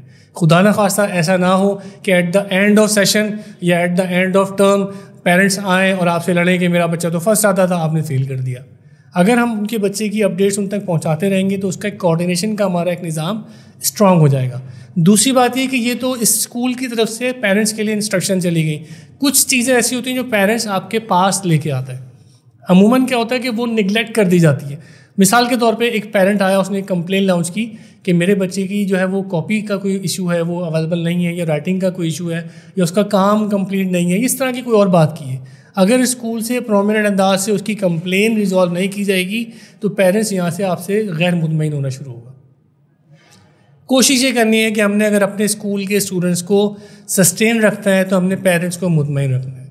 उनको मुतमईन रखने के लिए अल्हम्दुलिल्लाह डायरेक्शन ग्रुप ऑफ स्कूल्स के पास एक अदद इस तरह का सॉफ्टवेयर मौजूद है जिसके अंदर पेरेंट्स की बाकायदा से ऐप मौजूद है। उस ऐप के बिहाफ के ऊपर आप पेरेंट्स को फैसिलिटेट करें, उनसे उनके मसाइल लें, उनको उनके मसाइल के हल दें, उनके बच्चों की अपडेट्स उनको प्रोवाइड करें। जब स्कूल के साथ पेरेंट्स की इन्वॉल्वमेंट 100% हो जाएगी तो ये दोनों हजरात मिल के टीचर्स की मदद से एक ट्राइका होता है जिसमें पेरेंट्स टीचर मीटिंग की एसोसिएशन होती है, जिसमें पेरेंट्स भी इन्वॉल्व होते हैं, टीचर्स भी इन्वॉल्व होते हैं। वो जब सब मिल के काम करेंगे तो इंशाअल्लाह स्टूडेंट की परफॉर्मेंस भी अच्छी होगी और स्कूल की परफॉर्मेंस भी ऑटोमेटिकली ग्रो करेगी। अदरवाइज़ अगर हम पेरेंट्स को निगलेक्ट करेंगे तो माइट भी पॉसिबल है हमारा जो मकसद है वो हमें हासिल ना हो, जो हम करना चाहते हैं वो हमें रिस्पॉन्स ना मिले और हमारे स्कूल के स्टूडेंट्स का ड्रॉप आउट रेशो भी बढ़ना शुरू हो जाए। तो कोशिश हमारी ये हो, इस लेवल की हो कि हम जो है पेरेंट्स के साथ इन्वॉल्वमेंट बढ़ा के रखें, उनको बाकायदा से कुछ हर 2 महीने बाद 3 महीने बाद अदर दैन PTMs के अलावा भी कोई IT की अरेंजमेंट्स कर लें। डायरेक्शन ग्रुप ऑफ स्कूल्स की तरफ से जो हम सेशंस करते हैं पेरेंट्स की तरबिया के, वो उसके लिए करते रहें, तो उससे हमें बेनिफिट ये होगा कि ऑटोमेटिकली वो इंगेज रहेंगे हमारे साथ। बहुत ज़बरदस्त, ज़बरदस्त। बहुत शुक्रिया अली भाई, और बहुत ही ज़बरदस्त किस्म की जो है वो माशाल्लाह आपके साथ गुफ्तगू रही, डिस्कशन रही, और हमारा एक तरीक़ेकार है कि जो है ना वो हम एक मैसेज लेते हैं जो भी हमारे साथ पॉडकास्ट में होते हैं। तो आप क्या मैसेज देना चाहेंगे इस प्लेटफॉर्म से, डायरेक्शन एजुकेशन स्टूडियो से, पेरेंट्स को या फिर हमारी यूथ को या फिर स्टूडेंट्स को? तो प्लीज़ आप मैसेज दीजिए ज़रा। जी अहमद भाई, मैं ज़रूर अपने नाज़रीन से मुखातिब होकर ये कहना चाहूँगा कि स्कूल के हवाले से जो हमने आज बात की बेसिकली वो प्रैक्टिकल बेस है, और कोशिश हमारी ये हो कि हम जिस भी स्कूल का इंतखाब करें, स्पेशली अगर हम डायरेक्शन ग्रुप ऑफ स्कूल्स की तरफ डाइवर्ट होते हैं, अगर हम उसकी फ्रेंचाइज की तरफ जाना चाहते हैं, अगर हम वो स्कूल खोलना चाहते हैं, तो डायरेक्शन ग्रुप ऑफ स्कूल्स ने अल्हम्दुलिल्लाह हर एक सेगमेंट के ऊपर काम किया है। यानी आप समझें कि स्कूल की बिल्डिंग सिलेक्शन से लेके एग्जामिनेशन तक के सारे मामलात में, चाहे वो रिक्रूटमेंट हो, चाहे वो इस्टेब्लिशमेंट हो, चाहे वो स्टाफ की ट्रेनिंग हो, एडमिशन के मामलात हो या मार्केटिंग प्रमोशन के मामलात हो, उसके ऊपर अल्हम्दुलिल्लाह बड़ी ज़बरदस्त किस्म की ग्रिप रख के काम किया है। और सबसे बड़ी बात ये कि अब एक ट्रेडिशनल स्कूल नहीं रहा हमारा, अलग बड़ा एक ERP किस्म का एक स्कूल है जिसके अंदर हम कोशिश करते हैं कि अपने स्टूडेंट्स को, टीचर्स को, पेरेंट्स को इन्वॉल्व रखें और एक बड़ा ज़बरदस्त किस्म का सॉफ्टवेयर के थ्रू रिसोर्सेज प्रोवाइड करें। तो ये एक बड़ा इंटरेक्शन का मामला है और कोशिश करें कि अगर आप स्कूल खोलना चाहते हैं तो डायरेक्शन ग्रुप ऑफ स्कूल्स की तरफ फ्रेंचाइज के तौर पे आप हमसे रुजू कर सकते हैं। बहुत बहुत शुक्रिया जी अली भाई, एक मरतबा फिर आपका शुक्रिया और तमाम नाज़रीन का भी मैं शुक्रिया अदा करूँगा। और आप सबसे गुजारिश है कि हमारे YouTube चैनल को आप सब्सक्राइब करें, फेसबुक पेज को आप लाइक करें, वहाँ बहुत जो है वो इससे रिलेटेड कंटेंट आ रहा है, टीचिंग से रिलेटेड, तरबियत से रिलेटेड, पेरेंटिंग से रिलेटेड। तो मज़ीद भी अगर आप कंटेंट चाहते हैं, आप अगर चाहते हैं कि हम किसी टॉपिक पे बात करें तो वो भी आप हमें मैसेज कर सकते हैं, कमेंट्स में आप बता सकते हैं। तो इंशाल्लाह हम उस पर भी जो है वो गुफ्तगू करेंगे, क्योंकि डायरेक्शन एजुकेशन स्टूडियो का बुनियादी मकसद ये है कि लोगों को एजुकेट करना और लोगों तक जो है वो अच्छी बात पहुंचाना, पॉजिटिव मैसेजेस लोगों तक पहुंचाना। तो इसी पे हम इंशाल्लाह काम कर रहे हैं। तो अपना बहुत ख्याल रखिएगा। इंशाल्लाह अगली पॉडकास्ट में आपसे फिर मुलाकात होगी। तब तक के लिए अल्लाह हाफ़िज़। अस्सलामु अलैकुम वरहमतुल्लाह। वालेकुम अस्सलाम।